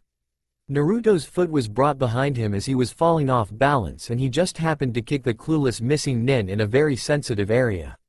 Naruto got up and turned around. "Hey!" he shouted much louder than he needed to the person directly in front of him on his knees holding his crotch. "Are you the one who tripped me?" Before the nin could respond, Naruto broke a sake bottle over his head, effectively knocking him out. The man's comrade then charged at the bridge builder, obviously to try and accomplish his mission. However, Sasuke intercepted him. Sasuke kicked him hard in the chin, sending him flying up in the air. Hanabi appeared in a flash directly above him. She closed several Tensuke points on his body with lightning speed before she sent a powerful palm thrust to his chest. He was sent hurtling towards the ground at breakneck speed when Sakura came up from underneath him. She threw her fist in his back, effectively knocking him out. Clapping was heard coming from Kakashi's direction as he walked towards his team. "Very good, I didn't even need to intervene," said Kakashi with a smile. "Sakura, well done." She beamed at the compliment, knowing this was the true first time she actively did something useful in a mission. Kakashi then looked over at Naruto, who was now crying at breaking his sake bottle on the nin's head. "Very subtle, Naruto," thought Kakashi. Kakashi knew that even in a drunken stupor Naruto was very effective. He sometimes speculated that the blonde didn't even really feel the effects of the alcohol that he consumed, but then again he was a master of the Druken fist. "Well, I think you need to explain," said Kakashi to the bridge builder. What do you mean?" said Tazuna, beginning to sweat. "That last nin, instead of dealing with the threat that was us, he targeted you with the intention to kill," said the copy nin. "This signifies that you were the target all along." Tazuna looked down. "This is a C-ranked mission, we aren't trained for shinobi fights yet," said Sakura. "I believe we should head back," said Kakashi. "Pete, please try and understand, we can't afford any mission higher than AC ranked. I need protection. I promise you that if you guard me till I complete the bridge, I'll pay you the proper amount." Tazuna got on his knees and was now begging. "I'm sorry, but I'm canceling this mission. My team is not ready for such a." "Now wait a goddamn minute," shouted out a drunk Naruto, now over the loss of his sake. "I paid good money for this mission, and I expect an escort now so I can make it on time to get the supplies. But Naruto, just let us take him back to the village and then we'll be on our way with you," said Kakashi, trying to be reasonable. "Hell no, that will take way too long, I need those ingredients now," said Naruto. "As if the opinion of a drunk really matters," said Hanabi. "We are not prepared to handle this and thus should return." My midget-san, I'm surprised at you. I thought that a prodigy such as yourself wouldn't be afraid of a little challenge," said Naruto in a lazy voice that suddenly seemed very sober. Hanabi was almost boiling over at the midget comment. "Look, if it's a matter of money, Ichiraku will pay for the extra cost. Now can we get going?" said Naruto. Tazuna stared wide-eyed at the chef in front of him. Words could not describe the joy he was feeling. "Thank you," he mumbled. Naruto just stared at him confused. Who the hell are you?" he shouted at Tazuna, suddenly seeming very drunk again. Everyone's sweat dropped. "Very well then," said Kakashi. "There is no arguing with a well-paying client, so let's go." The group sat quietly on the rocking boat. Naruto had a look that seemed of almost absolute concentration. Many of the people on board were staring at him curiously. Suddenly his face turned green and he threw up over the side of the boat. This continued for the whole trip. Both Sakura and Tazuna were by his side, patting him on the back as he tossed his lunch. There, you'll be fine," said Sakura. "No, I won't, I'm going to die," said a green-faced Naruto in his tired, lazy voice. I hate the water." "We're here," said the boat owner. Their small boat erupted from the mist and they were able to see what was finished of the bridge in clear sight. It was a rather beautiful sight in the sunny day. "Alright, my house is only a little ways from here," said Tazuna. "It should only take an hour or so." The group nodded in understanding. Tazuna had told them of his full situation on the boat ride over. Of how Guato was terrorizing his country and how the bridge needed to be finished. They were walking down the road when they came to a clearing beside a lake. Sakura had thrown a kunai only to discover it was a bunny that had caused her to throw it. At that point Naruto immediately called their attention.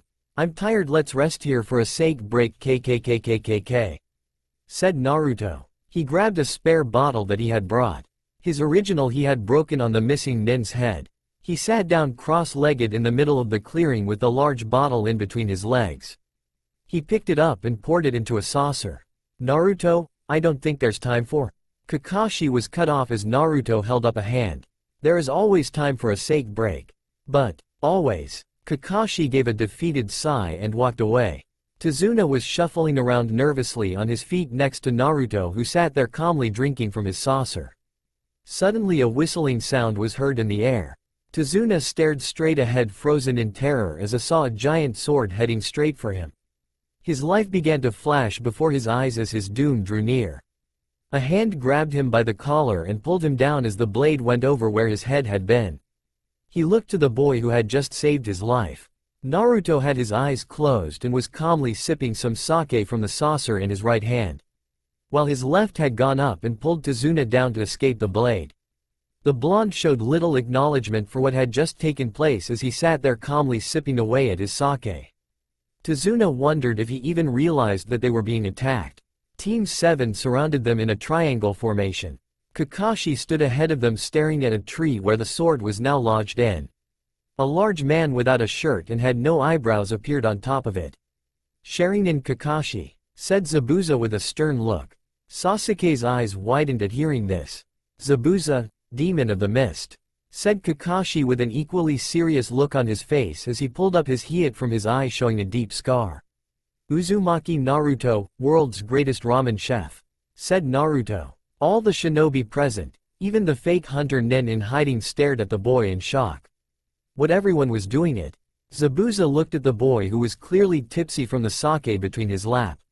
He then returned to the matter at hand. Allow me to kill that old man, and there will be no reason for yours, or your student's blood to be shed, said Zabuza in a threatening manner.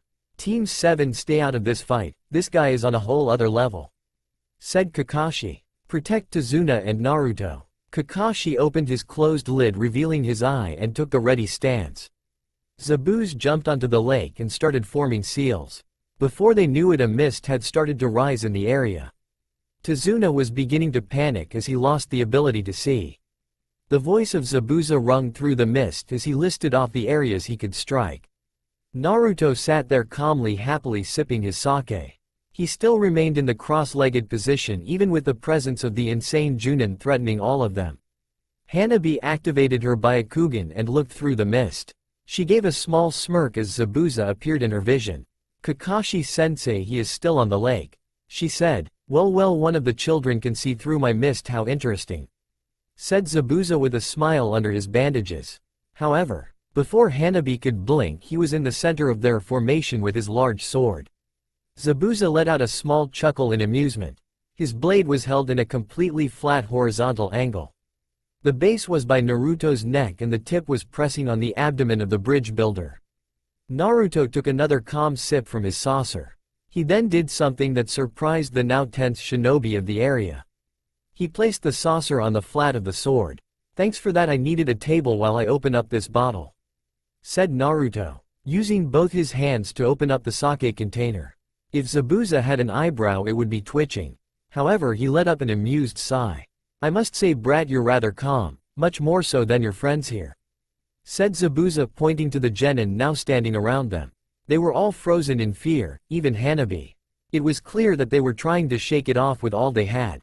But the amount of killing intent that Zabuza seemed to radiate, as if it was as common as breathing, was far too much.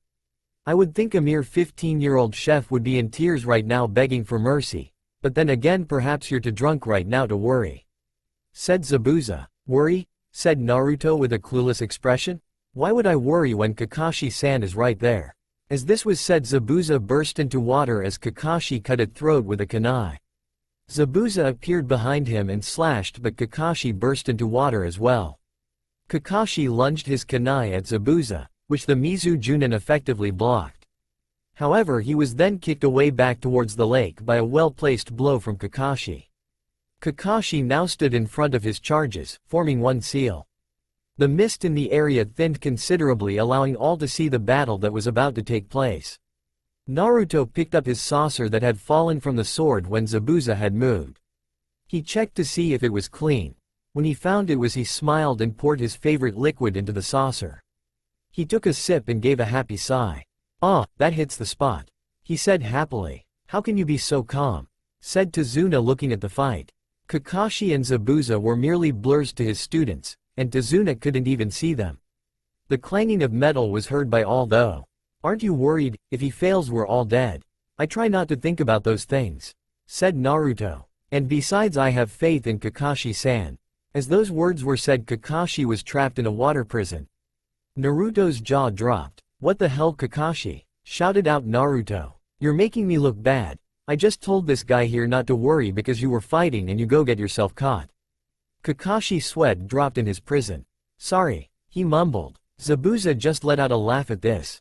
The demon of the mist formed a few sets of one-handed seals, a feat that stunned the genin present. A water clone formed and began to walk towards them, its large sword raised. When it came upon land, the genins took action. Sasuke charged forward and delivered a punch towards the face. Sakura was running behind him. The clone effortlessly caught the attack, and before Sakura could launch her attack, the clone whipped Sasuke at her, sending both of them to the ground. If Hanabi was surprised that her teammates were taken down so easily, it didn't show as she attacked. Even though her family's style was dangerous, the Juken was blocked at every thrust by the large sword. Hanabi stared wide-eyed as her attacks were parried. So this is the difference in class between a Chunin and a Junin. He's not even fighting and his clone is beating me with little effort, thought Hanabi. She thought of how she had dealt with the demon brother. Granted, she had help from her team, but she was positive she could have defeated him alone. Yet here was water clone Barley, 10% of its creator's power, fighting her equally. It's that damn sword, it's blocking my attacks, she thought. She was growing angry at the situation, perhaps that's what made her slip up. She was caught off guard for only a second, but that was all it took. The blade slashed through her stomach and she skidded back. It wasn't a serious injury. She had tilted her body to avoid a fatal shot, a sign that she really was the prodigy she claimed to be. She then paused as she bent on one knee, clutching her stomach. The clone drew ever closer and she found herself thinking of a lot of things. She thought about attacks, plans, but found herself grow with fury as the thought of her sister appeared in her head. Hinata, the one who was to be the Hyuga heiress, was beneath her. When she took over as head of the clan, Hanabi would be branded as a branch member. She knew she was more deserving of the title. She was strong, and everyone knew it. Even her father did, and yet for some reason he didn't disown Hinata. He continued to allow her to be the heiress. Hanabi had brought up the suggestion to him on more than one occasion to have her banned from the clan. Each time he would give her a cold glare and say no. That angered her even more, and she directed it to the cause of it all. Her sister. She was doomed to the hell of becoming a branch member. Her skills would go unrecognized and she would be nothing. She gathered all her fury into one blow in her open palm.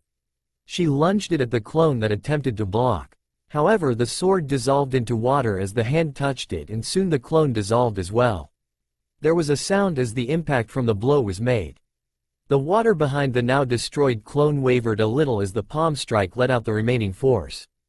Hanabi panted heavily. She was a prodigy and had perfect control. She had mastered the Juken style and had a cunning mind. The only problem was her age. Being as young as she was, she didn't have large chakra reserves. She did make up for this with her control, but doing an attack like she just did left her completely drained. Zabuza gave another amused chuckle, a trait that Kakashi had taken note of and found annoying. Team 7 regrouped themselves and prepared for another attack. Zabuza's chuckle became a full-blown laughter. So you take out one of my clones and now you feel like you've accomplished something, he said. He prepared another seal. I can easily replace it with 10 more. He laughed even wilder and was about to form another few clones when he felt it. His body froze completely, as he was assaulted by an unreal wave of killer intent. It felt like that of a demon. His eyes searched frantically around the battlefield looking for the source. He made extra certain not to move his head, so his opponents wouldn't know he was worried about something. Zabuza looked at Team 7 as they seemed completely unaware of the unreal killer intent. That made Zabuza sweat, as it meant that the full force of killing intent was focused directly on him. At first he speculated that it was coming from one of the genin, but that thought was quickly doused as he stared at their uncertain eyes. No, his gaze looked past them to the bridge builder, who only looked deathly frightened. His eyes wandered to the chef and it took all he had not to scream right there. The boy's straw hat shadowed his face, however his eyes remained visible. His icy blue eyes set in a killer-like position. They were the eyes of someone who had killed countless hundreds, and could swat him like a fly. The unreal killer intent came from those orbs. And Zabuza knew he would die. His body began to tremble with fear. The demon of the mist was shaking in terror. His body was sweating, his eyes were shaking, and he was coming very close to throwing up. Then the chef brought his hand to his hat and pulled it down over his eyes. At that moment Zabuza stopped trembling, realizing what had just happened. He had received a warning. The Mizu Junin released his hand from the water prison and Kakashi was free. The copy nin struck and Zabuza was forced to retreat back away. Team 7 was a little confused. For some reason Zabuza seemed to have released his hand from Kakashi's prison, effectively freeing him.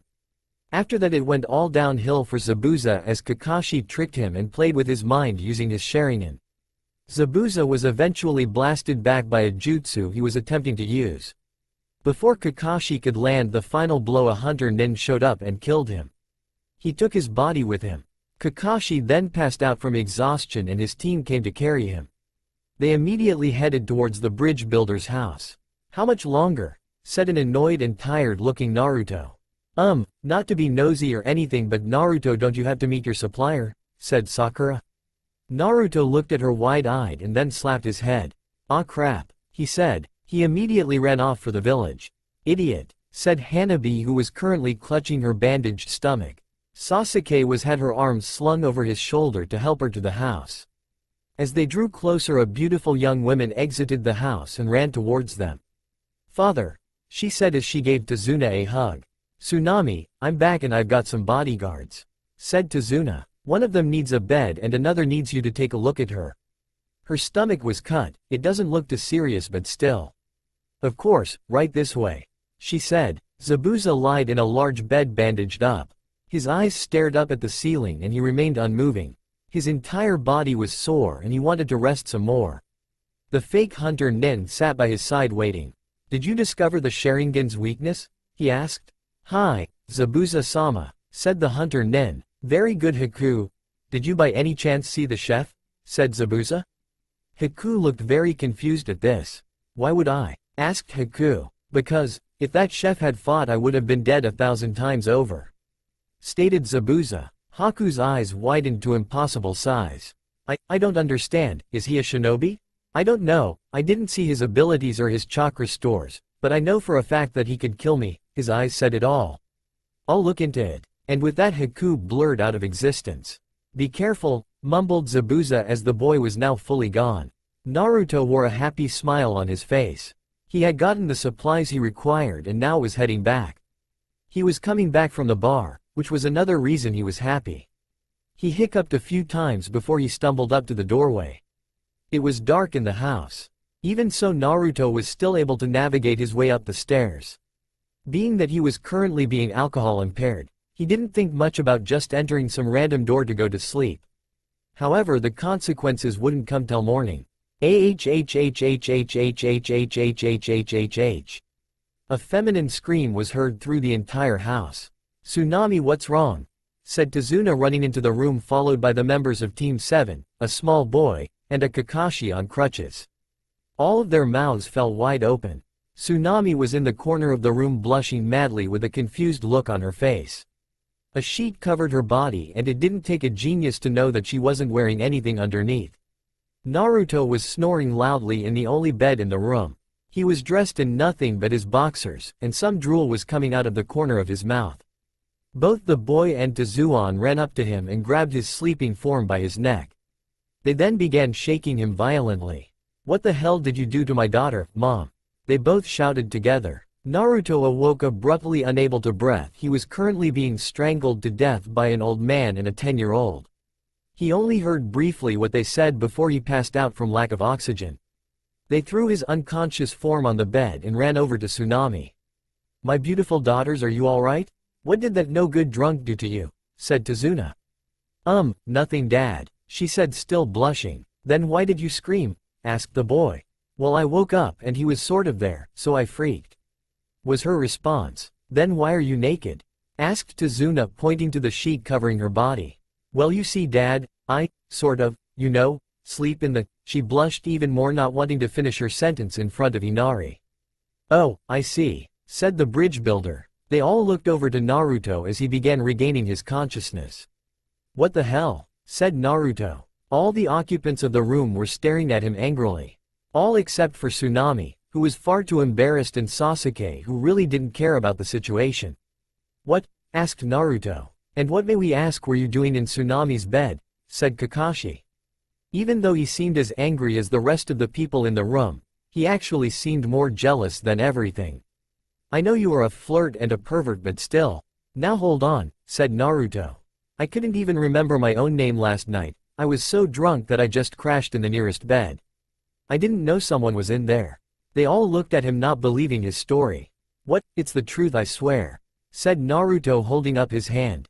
Well, it's really not a big deal, so let's all forget about it, said Tsunami. They all seemed to accept her request, but Inari was still glaring daggers at Naruto. They exited the room, leaving Naruto and Tsunami alone. Naruto began to rub the back of his head. He, sorry about that, I was really drunk and must have passed out in your bed. said Naruto. It's alright, really, just don't do it again, said Tsunami, putting on a smile. I'll make breakfast this morning to make it up to you. You don't have to. I want to. Naruto exited the room so that Tsunami could get dressed. When he entered the hallway, he was greeted to the sight of Inari. Hi. Don't you dare touch my mom, you pervert, said the boy, throwing another glare his way. Naruto began to sweat and laugh nervously. Don't worry, I know who I should and shouldn't go after, said Naruto, growing even more nervous. Inari didn't seem to believe him but left. Naruto went down the hall and turned down the stairs. It wasn't hard to find the kitchen, as it was almost a part of the living room. So what would you all like for breakfast, said Naruto. Naruto, you didn't really. Kakashi trailed off with his question. Naruto's eyebrow began to twitch. No, I didn't. Now what would you like for breakfast, said Naruto. Anything but ramen, not because I don't like it, but I would rather have something different, said Kakashi, shaking his hands in front of him when Naruto had glared at him about no ramen. I would rather not lower myself to eat anything made by this poor excuse of a chef, said Hanabi in a cold, emotionless tone. It was truly a talent that Hanabi had to make a comment that was insulting but not hold any smug tone in it, even though it was obvious that she meant to insult said person. Huh, did you say something, midget-san? Said Naruto with a yawn. It was another talent entirely to be able to annoy her as well as bounce of her comments altogether. Hanabi got up and left without a word. She looked neither angry nor sad, but she was pissed on the inside. Naruto shrugged and began cooking. He made a couple of omelets with peppers and beef on the inside, with a side of rice. It looked rather tasty despite the fact that it was rather ordinary. Wow, I didn't think you were good at cooking anything other than ramen, said Sakura with a smile. Tazuna, Tsunami, and Inari entered the kitchen at that moment and took their seats. They looked skeptically at the food. Even though it had a delicious appearance, they doubted the ability of the strange chef. Inari just didn't want to try out because he was pissed that someone was after his mom. However, all skepticism was thrown out the window as they took a bite. Wow, Naruto-kun, this is delicious, said Tsunami. Naruto-kun, said Inari, spitting out his food. The others stared at her wide-eyed. Naruto didn't seem to notice as he continued to cook. Kun, said Tazuna, looking at his daughter with a curious gaze. She blushed and looked down at her food. Well, Team 7 were going to train today. I believe Zabuza is still alive, said Kakashi. Sasuke and Sakura almost dropped their food. The hunter nin was a fake, but I was too tired at the time to notice or do anything. Ah well, that sucks for you guys, said Naruto, pulling out his sake bottle and taking a swig. I'm going to go out for a bit and enjoy myself later. Naruto walked out of the house and headed towards the forest. It was a really nice day. He basked in the sun as he strode through the quiet forest. So peaceful, he thought. He came to a clearing and sat beneath a tree. He placed his sake bottle beside him, deciding just to enjoy the clouds. He slowly began to feel his eyes grow heavy as he began to fall asleep. A form clad in black was under a different tree, but the sun shone the same way, the same peaceful and tranquil way that he loved. A 5-year-old girl with brown hair stood in front of him. My name is Akane, what's yours? She asked. A boy with a white fox mask over his face looked at her for a moment. Shadows don't have names, he said. Huh? She said, looking confused. You don't look like a shadow. Then I'm not doing my job right, said the figure. Job? Are you a shinobi? She said with another smile. A smile crept onto the figure's face beneath his fox mask as he nodded. Wow, she said excitedly, lifting her hands in the air. Naruto was awoken from his slumber by a gentle nudge. He awoke to the sight of a boy dressed like a girl smiling at him. He immediately started to panic as he checked around him to see if his cloths were on. He was pleased to see he was in the same spot he had fallen asleep in. Thank God, I thought I might have gotten drunk, and he didn't even want to think about that. You shouldn't sleep out here. You'll catch a cold, said the gender-confused youth. Greetings, girly boy san. I'm going to tell you right now I don't swing that way, he said as cheerful as possible. The boy began to laugh, and that creeped Naruto out even more. Dear God, even his laugh is girly. Don't worry, despite my appearance I don't go that way either. Naruto looked at him skeptically. The boy's eyebrow twitched at that. May I ask what you were doing out here? Said Naruto. I was collecting herbs for a friend. You? He asked. I was just out for a walk and thought I would take time to enjoy the sky. I guess I fell asleep. SSID Naruto. Ah, I see. There was a pregnant silence for a while. The boy who was Haku was thinking of the best way to ask if he was an enemy. Naruto, who was slowly scooting away, was praying that the girly boy wasn't going to try and rape him. Are you a shinobi? Asked Haku. No, I'm Uzumaki Naruto, world's greatest ramen chef, and #1 straight girl lover. Said Naruto, scooting even farther away from Haku. Haku's eyebrow began twitching even more. I told you I'm not gay. And I totally believe you. Said Naruto with a nervous smile. Well, if you're a chef, then why have you come here? He asked. I had to pick up some supplies. Now I'm waiting for my escorts to finish their mission before I head back. Said Naruto. You certainly look strong for just a chef. Said Haku, taking a seat next to him.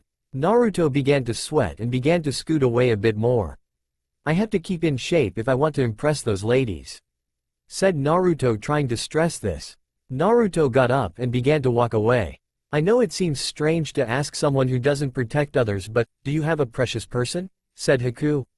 Alright, stop right there, said Naruto. I told you I don't swing that way.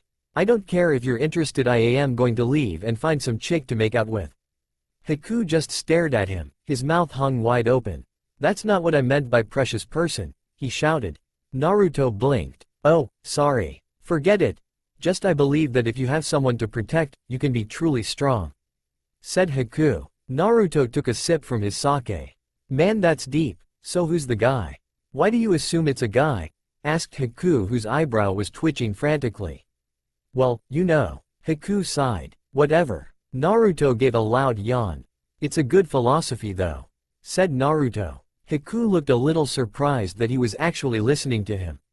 Really? He said. One of the best things you can do is give your life for someone you care about. However, it can also be one of the cruelest things you can do.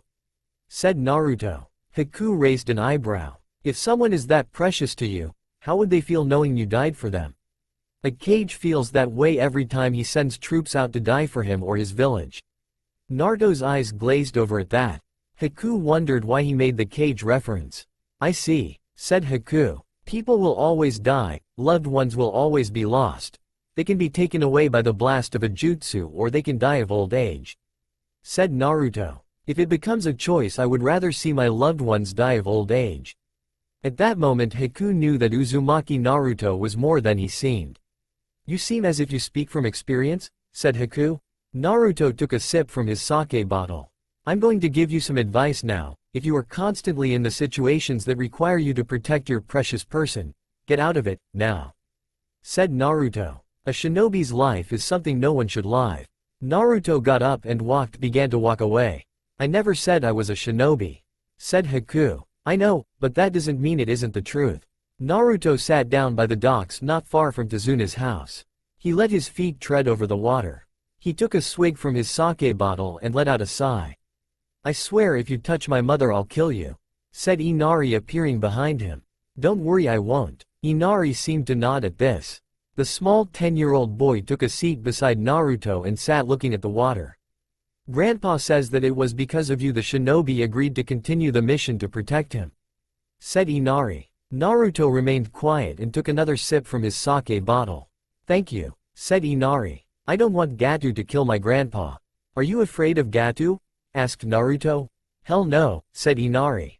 Personally, I want to go there and fight him right now, but... Your mother, said Naruto, his eyes not leaving the water.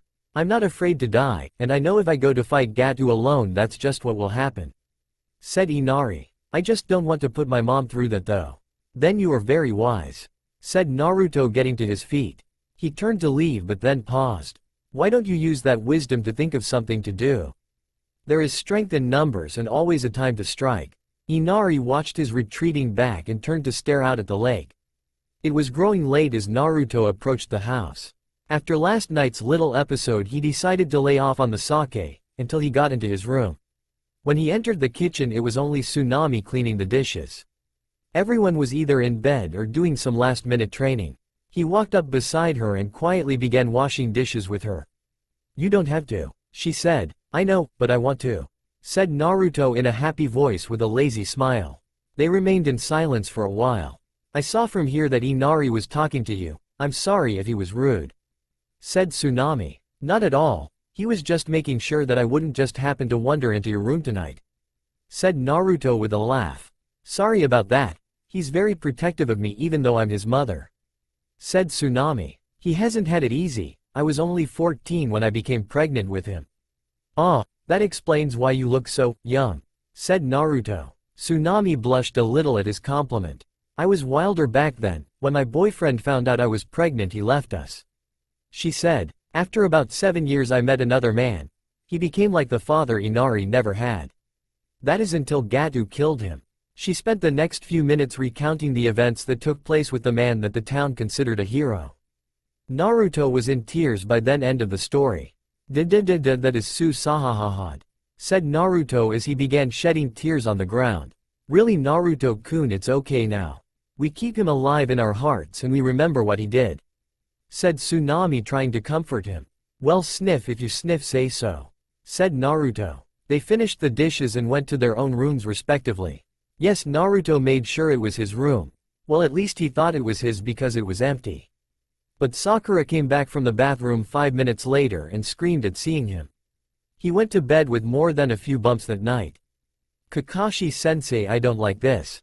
Said Sakura, as the mist began to surround them and their charge. Be on guard. Said Kakashi. Well, it looks like it's time for our rematch. Said Zabuza appearing from the mist with Haku by his side. Haku, I leave the brats to you. At that moment Zabuza faded into the mist. Sakura, guard the bridge builder. Hanabi and I will deal with this guy. Said Sasuke pointing to Haku. They disappeared in a blur of motion. Kakashi was dodging frantically at the sword attacks that erupted from the mist. He couldn't see Zabuza at all.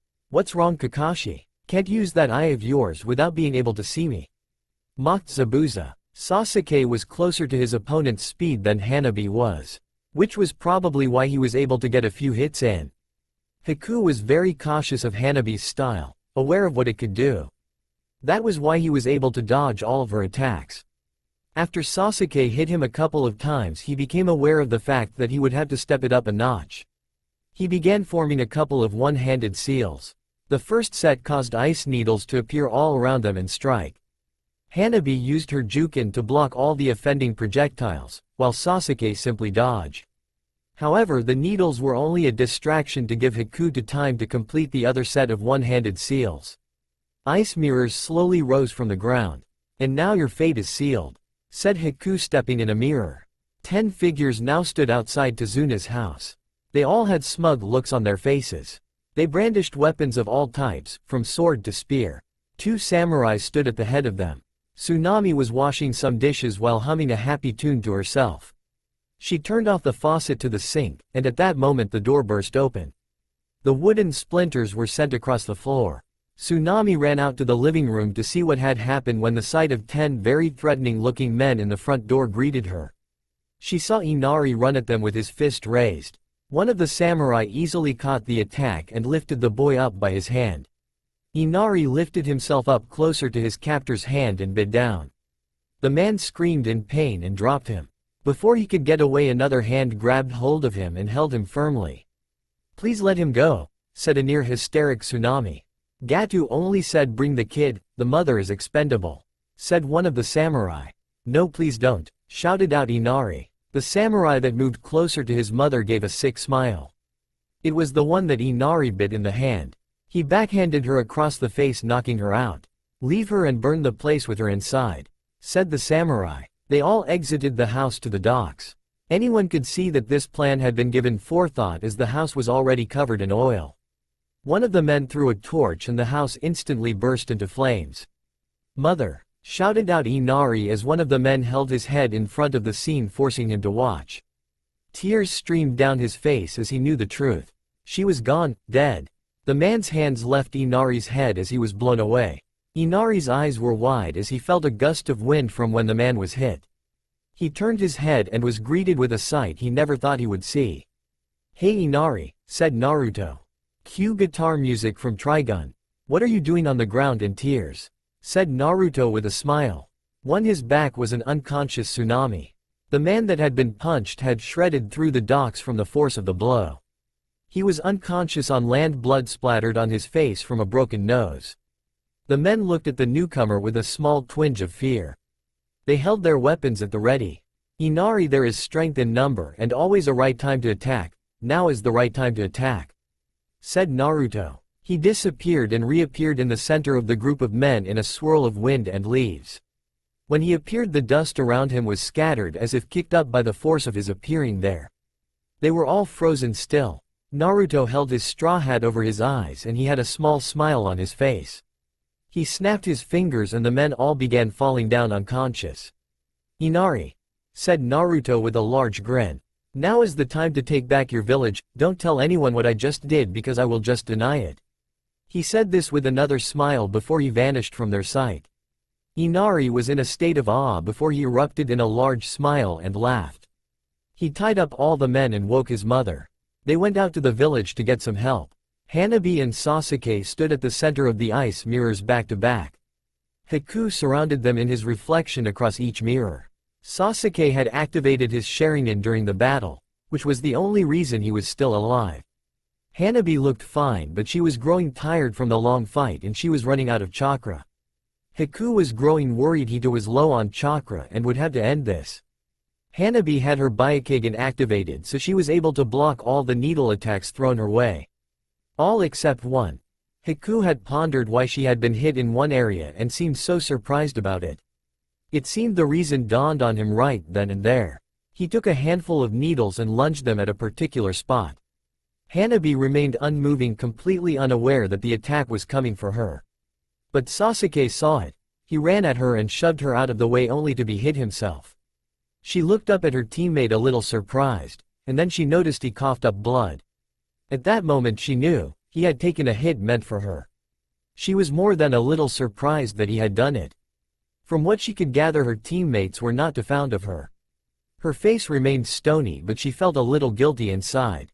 He gave his life to get you out of the way, said Haku. Don't try and trick me, said Hanabi. My eyes can see a lot of things, one of them is his still beating heart, and the other is the flow of his chakra. However, make no mistake, I will defeat you. She thought back to her feelings of when she had destroyed the water clone. That feeling of rage and anger, she gathered it together. However, this time she brought it under control and concentrated with it.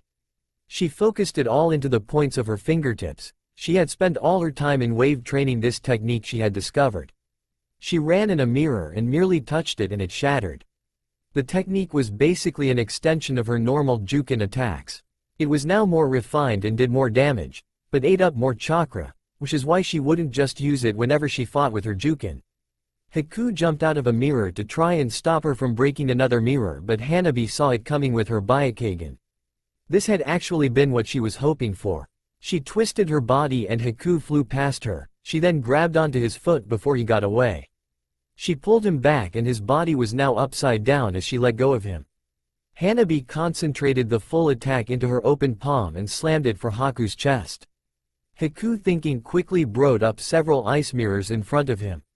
They were shattered through but had taken a lot off of the initial force of the attack. Even so, it hurt. He was blasted through a mirror behind him, out of his ice prison. He skidded across the ground to a stop, and began to cough. He was still alive, luckily. Hanabi collapsed to her knees, gasping for breath from exhaustion. She was very close to passing out. Haku rose from the ground exhausted as well. He was coming close to giving up. He had failed his master as a tool. He was going to allow himself to die, but he then felt it. Zabuza-sama is in trouble, whispered Haku. She formed a seal and an ice mirror appeared and he rushed through it. Kakashi charged forward towards Zabuza with his Chidori ringing through the air. His nin dogs held the demon in place as he lunged his attack at the man. Kakashi observed out of the corner of his eye and ice mirror appear. He saw a boy exited in front of Zabuza and stood in front of his attack. The boy threw some needles and Kakashi knew they were heading for the scroll that held his nin dogs to this world. Zabuza stared out as Haku appeared in front of him. His eyes grew wide with panic, realizing what was about to happen. He attempted to move to push the boy out of the way, but the dogs held him down firm. He knew by the time the dogs disappeared, from the scroll being destroyed, it would already be too late and Haku would be dead. He was going to watch as the boy he secretly considered to be a son was about to be murdered in front of his eyes. Haku stood there calmly waiting. Time seemed to freeze for him. Naruto-san, you were right. The best thing I could do was give my life for Zabuza-sama. However, you were also right on another account. I would have preferred it if Zabuza-sama and I didn't have to fight anymore. We could live out the rest of our lives and not worried about being killed. He's been like a father to me, and I never got to tell him that. I wish things could be different. The lightning-covered hand drew ever closer to Haku's still beating heart. And the boy closed his eyes. The sound of lightning still seemed to ring in his ears and he thought he was dead. A voice entered his head and it was the last voice he expected to hear. "Wish granted, Haku," said Naruto. Haku opened his eyes and was greeted to the sight of Naruto holding Kakashi's lightning-covered wrist. The chef sat there calmly with his legs crossed on the ground. His sake bottle was in his lap and his right hand held his saucer as he took a sip. The other hand held Kakashi's wrist, as it was mere centimeters away from Haku's chest. "Naruto, what are you?" Kakashi was cut off by the chef. "There is no more need for us to fight Zabuza, Kakashi," said Naruto. "Just as there is no more reason for him to fight us." Naruto signaled out somewhere in the mist. Zabuza just looked at him wide-eyed. The dogs were now gone, so he released his jutsu and sure enough there was Gato with a small group of mercenaries. "He is planning on betraying you," stated Naruto. "Zabuza, you no good ass." Gato was cut off as blood filled his throat. A kunai and needle had pierced it. Both had been thrown by Haku and Zabuza. The men froze upon seeing their leader dead. They grew angry and were about to retaliate when an arrow streamed through the sky. A group of villagers 4 times the size of the army appeared. The army of cowards ran off at the sight of them, and the crowd gave a cheer. They all gathered together on the bridge. Sasuke was being carried over by Sakura. She was blushing slightly at being this close to him. They all gave another cheer and celebrated that night. The events were as follows. Naruto hooked up with a bunch of girls, all of which didn't mind being with him at the same time. He was the envoy of every male there. He also prepared a fabulous feast, which was deemed the greatest. He managed to get extremely drunk, expose himself in public, embarrass Hanabi as well as insult her greatly, recite several pages from Ikek Paradise to little kids, get beat up by several angry parents, make out with several of the girls he was with, get a beating from Kakashi who was jealous. And now here he was in front of Zabuza, Haku, and Tazuna's family. "Well, me and Haku are going to try and play it straight. We just don't know where to go," said Zabuza. "Our house was burned down and now we're homeless. Whatever will we do?" said Inari. "I have just the solution," shouted out Naruto. A man sat at the famous Ichiraku ramen stand and slurped some ramen and began to gag. "What the hell, this ramen sucks," shouted the man. Zabuza charged at the man. "What the hell did you say about my ramen?" He was strangling the life out of the man. "You want ramen? I'll give you ramen when I shove the uncooked noodles down your throat." Zabuza was slammed over the head with a frying pan by Ayame. "Zabuza, what did I tell you about hurting the costumers?" said Ayame. "Sorry, Ayame-san," Zabuza mumbled. Team 7 looked at the scene in a small state of shock from their seats. "Why can't you be more like your gay friend Haku? He is a model employee," said Ayame. Haku began crying. "I'm not gay, I just like looking nice. Is that so wrong?" he said to himself as tears fell from his eye. Inari and Tsunami were laughing from the sink where they were washing dishes. "It was so cool of Naruto to give us these jobs here in Konoha since our house burnt down," said Inari. Tsunami nodded. "Yes, it sure was great of him to give my daughter a safe environment," said Tazuan from his seat at the counter. He was currently drinking some sake while looking at Zabuza attack another costumer for insulting his ramen cooking abilities. "Dad, you didn't have to come with us. Shouldn't you be supervising the village so they can get back on their feet?" asked Tsunami.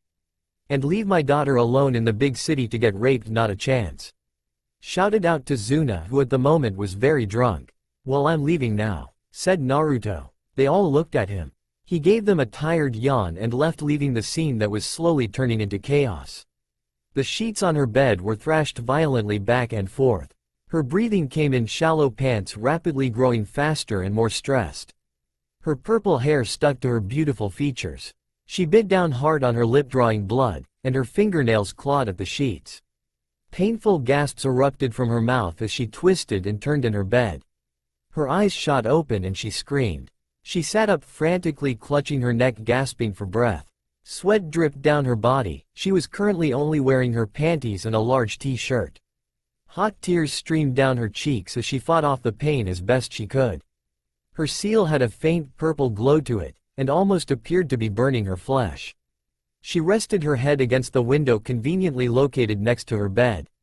The pain slowly began to die down until all that remained was a dull throb. She lifted the sheets off her pale legs and got up. Her hair shadowed her eyes as she stumbled over to the phone and dialed a number. "Hello?" said a female voice on the other side of the line.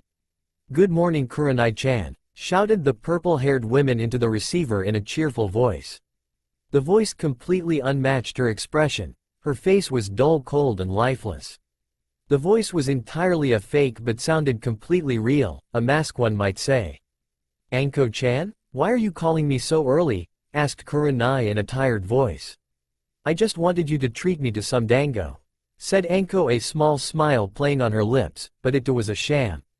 Her hair continued to shadow her eyes, giving her an almost ghostly appearance, not that her friend Kurenai could see her. "Oh, okay, I don't see why not," said Kurenai. "Great," said Anko. Tears were streaming down her face, but any pain or sadness she was feeling remained out of her voice as she spoke. Her smile grew larger, becoming more forced. "I'll see you in a bit." She hung up the phone and just stood there. Her hand remained unmoving from the receiver. Her large smile stayed plastered on her face, and the tears that were shed from her hidden orbs began to increase. Mitarashi Anko was coming close to insanity. A 15-year-old boy laid pleasantly on a black tile surface. His large straw hat covered his features as he slept. A fishing rod stood at perfect balance in between his toes. His sandals sat beside his prone chest. His large orange shirt was fully unbuttoned, showing off his perfectly muscular chest. The boy's abs were wrapped up in white bandages meant for those of the injured, yet he wore them for style. Behind him on the same black tiled surface stood a blue-haired girl with pale eyes. A tremendous blush was on her face as she went through various fighting stances. Her large coat covered her features, however, it seemed to only make her sweat more as steam appeared to be in the air. The girl fought down her blush as best she could, but even so it was quite noticeable. Naruto-sensei, she said, trying to ask her question. "What are we doing here?" The boy let out a tired sigh. "Hinata-chan, you are training and I am fishing," he said. "But Naruto-sensei, what could you possibly catch here at the H?" She was cut off as the fishing line snagged something. Naruto instantly sat up and grabbed hold of the fishing rod. One might notice the notoriously perverted blush on his face. He gave a hard tug and the line snapped up to him. On the end of the hook was a snow-white towel. K.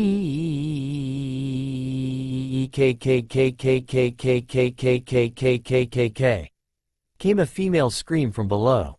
"Kaya, what's wrong?" asked various other female voices. There's perverts on the roof.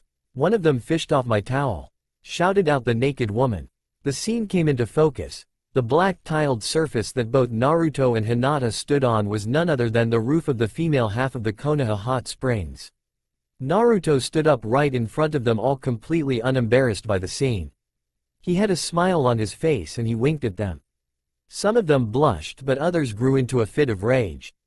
They spotted Hinata behind him too, and all their faces grew with confusion. "Oh my god, we're getting the female perverts now too," said the women. "Get them, girls." All the women charged forward, abandoning all sense of modesty, as they didn't bother to cover themselves. Hinata looked around frantically in a panic, not knowing what to do. "Hinata-chan," said Naruto with a kind smile on his face as he turned to her. "The second part of your training today is to run." He ran forward and grabbed her hand and jumped off the roof onto the streets of Konoha. Naruto was laughing the entire time. "It's not funny, Naruto-sensei. Now they're going to think I'm a pervert," she said as she looked back at the women catching up to them. "But my dear Hinata-chan, you are a pervert. The book you are hiding in your coat is proof of that," said Naruto. Hinata blushed a furious shade of red in embarrassment as hugged her coat tighter to her body. The indentation of a rectangular figure came into view. The mention of the book caused Hinata to think of its contents, and before she knew it, a small stream of blood was falling from her nose. Oh my, said Hinata, closing her eyes and shaking her head. Ha ha ha ha, what did I tell ya? Shouted Naruto in glee. They entered the market district and ran through the crowd. The women came to a halt in the middle of the market, looking around frantically for the people who had been spying on them. Damn it, where did they go? The leader's voice became quiet, as she looked at all the people staring at her and her friends.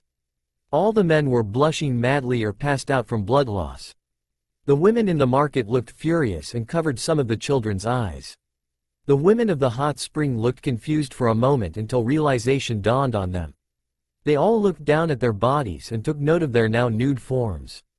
They all blushed tremendously from embarrassment and rushed back to the hot springs. Anko sat in a booth with her friend and was now currently stuffing her face with a happy smile. Kurenai stared at her friend in a daze. Where does she put it all? She questioned. Anko continued to scarf away at the dango in a cheerful mood. Her face reflected her childish behavior as she ate. However, her cloths reflected another side of her personality. The trench coat wasn't that bad, but what was the stuff underneath or lack thereof. An ultra-revealing fishnet shirt clung to her skin, revealing her black-laced bra. On her legs she wore a short mini-skirt, which looked like it had been made for someone half her size, showing off her shapely legs and amazing curves. She had a body most women would kill for, it being ironic that she killed for a living. Is there any reason you wanted me to treat you to dango? Asked Kurenai as her friend continued to devour the food. Anko adopted a confused, childish look. Other than free dango? She questioned as she thought about it. Well, to see Kurenai-chan. Anko hopped across the table and wrapped her arms around her friend's waist. She then began rubbing her cheek against Kurenai's well-defined assets. Is there any other reason I need? She asked huskily, somehow forcing a seductive blush on her face. A gleam of playfulness stood in the purple-haired woman's eyes. Kurenai blushed furiously in embarrassment as she looked around the restaurant. Several of the local perverts were watching the scene with nosebleeds while others tried to avoid the scene. Kurenai let out a sigh. She hated when her friend did this. She always ended up greatly embarrassed, but then again she wouldn't give up her friendship with Anko for the world. Anko burst into violent fits of laughter as she rolled off her friend into the seat next to her. She grabbed the last stick of dango and began munching away. Kurenai took out her wallet and her eyes widened upon finding it empty. Uh-oh, said Kurenai. Anko looked at her friend. One of the sweet balls was still in her mouth. Wahufts wowing urinai schwan? Asked Anko with a full mouth. Well, you see, I am apparently out of money. Anko swallowed her food and smiled at her friend. No problem, I'll take care of it. Why don't you just wait outside? Okay, if you say so, said a confused Kurenai. The Genjutsu Junin left the dango place, leaving her friend behind. A playful smile erupted on the purple-haired woman's lips. She looked around the room and spotted the waiter, who was obviously new. Well, at least it's a guy. That will make it a lot easier, she thought. Excuse me, but I would like to pay my bill now, said Anko, motioning for the waiter to come over. He was fairly attractive, still too young though, maybe around 16 or so. I'm pretty sure you just have to leave your money. You don't need to call me, said the boy, rubbing the back of his head. Anko smirked and got up to wrap her arms around his neck. She let herself hang off him so as not to appear taller than him. She brought her legs between his thighs and let her bust push into his chest. She once again forced the seductive blush onto her face with her practiced ease. You see, I don't have any money, said Anko, bringing her mouth right next to the boy's ear. Do you think maybe you could let it slide this time? Well, I don't The boy was fumbling with his words and Anko brought her leg gently across his thigh. Sure. Anko was behind him near the door in an instant. The mischievous smile played on her face as she walked out. Great, she said, raising her fist in the air. She left the place and was greeted by the sight of her friend waiting. Did you take care of the bill? Asked Kurenai. I guess, if the guy's name was Bill, said Anko with a smile. Kurenai's eyes widened in an instant. Anko-chan, you didn't? Didn't what, Kurenai-chan? Said Anko, putting on a confused childlike face. Just as her friend was about to respond, Anko was ran into by a blonde-haired chef and his newly dubbed perverted apprentice. OWW, that hurt, said Anko from her spot on the ground. Sorry, said a blushing Hinata, bowing a million times as she helped up Naruto. Hinata? said Kurenai confused. "Kurenai-sensei, what are you doing here?" asked Hinata, dropping Naruto back on the ground. "I was just out with a friend today, may I ask what you were doing?" said Kurenai. Hinata looked a little startled at her question and looked at her feet. "We were just She was just practicing while watching me fish," said Naruto, finally getting up. "We were in a hurry when we bumped into you guys." He wore an idiotic smile on his face. "Sorry we bumped into you, lady," said Naruto, looking at Anko, who was now getting up. Anko looked up at him. At first she was angry, but then at the sight that he was just some 15-year-old kid, she gained a mischievous glint in her eyes. "So young, time for some fun," thought Anko. She was behind Naruto in an instant, her right hand traveling under his right armpit onto his exposed chest. "It's quite all right," said Anko, her hand moving over the bandages that covered his waist. "I think I know a way you can make it up to me though." She rested her head on his shoulder and began stoking the bandages before going underneath them. Her breath grazed his ear and she pushed her breasts forward into Naruto's back. Kurenai sighed at the scene. "Poor kid, Anko is in one of her moods. Better stop her before she does something to embarrass him," thought Kurenai. However, all thoughts were silenced as she looked at her friend. Anko's face was now that of sheer surprise. Her eyes were wide and the seductive blush she had worn on her face was gone. Instead, it was replaced with a bright pink one that stayed on her shocked face. She looked down at her right breast. The boy's left hand was held behind his back and was now firmly grasping her acid. Naruto's right hand was on his chin and his eyes were closed as if he was in thought. "Size C, very nice," said Naruto, nodding his head. "Well, I must say you made this very easy for me. I didn't even have to sweet-talk you." Naruto swung around in a blink and grabbed onto the woman's waist with his right hand. He leaned her down to where her head was almost touching the ground, and brought his face directly in front of hers. He stared in her eyes, not blinking once. They held a seductive glint to them, but there was a small undertone of playfulness. "Shall we?" said Naruto. Anko blushed pink even further and Kurenai's jaw nearly hit the floor. He's actually embarrassing Anko. I didn't even think that was possible," thought a shocked Kurenai. Anko's face was one that of astonishment. She was completely and utterly speechless. She blinked to get herself out of her confusion. "Okay, this is new, I never would have thought this could happen." She looked up at Naruto again and saw the playful look. It was a look she knew all too well. "Ah, so that's how it is. Well, two can play at this game." "Sorry about that," said Anko, returning to her previous self. "I was surprised that one who seems as young as yourself could be so experienced." She brought her arms around his neck and placed her feet under her behind so she could prop herself up. She didn't want to be completely at his mercy. "Well, as you can see, I am very experienced," said Naruto. He picked her up and pinned her against a nearby wall. Anko wrapped her legs around his waist. "Well, then I won't have to hold back. May I know the name of one who is as excitable as myself?" said Anko, rubbing a hand across his cheek. "Uzumaki Naruto," said Naruto. "Mitarashi Anko," said Anko as she brought her mouth down on top of his. They wasted no time as their tongues slipped in each other's mouth. Naruto brought the battle into her own mouth, winning in the dominance category. Anko moaned as some of the saliva began to drool down her chin. They continued to kiss passionately while a crowd just stood there slack-jawed in confusion.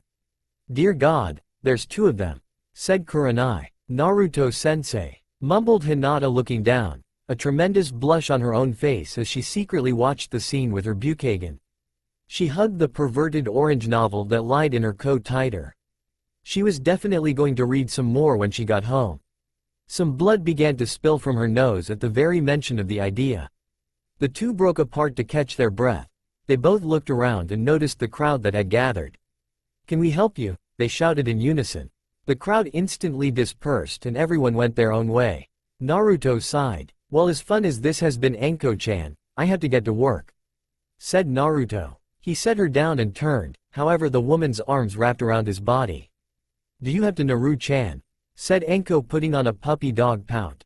Naruto gave a smile. "Come to Ichiraku's later, we'll share a sake bottle," said Naruto, walking away. "Hinata-chan, we're done for the day." Hinata was gone in an instant, trying to keep her perverted blush down. Naruto left the scene soon after. Anko stood there with her friend wearing a toothy grin. Hooray, I got a new playmate. She shouted, lifting her fist in the air. Well, that was fun. Anko-chan, you're not really going to see him again, are you?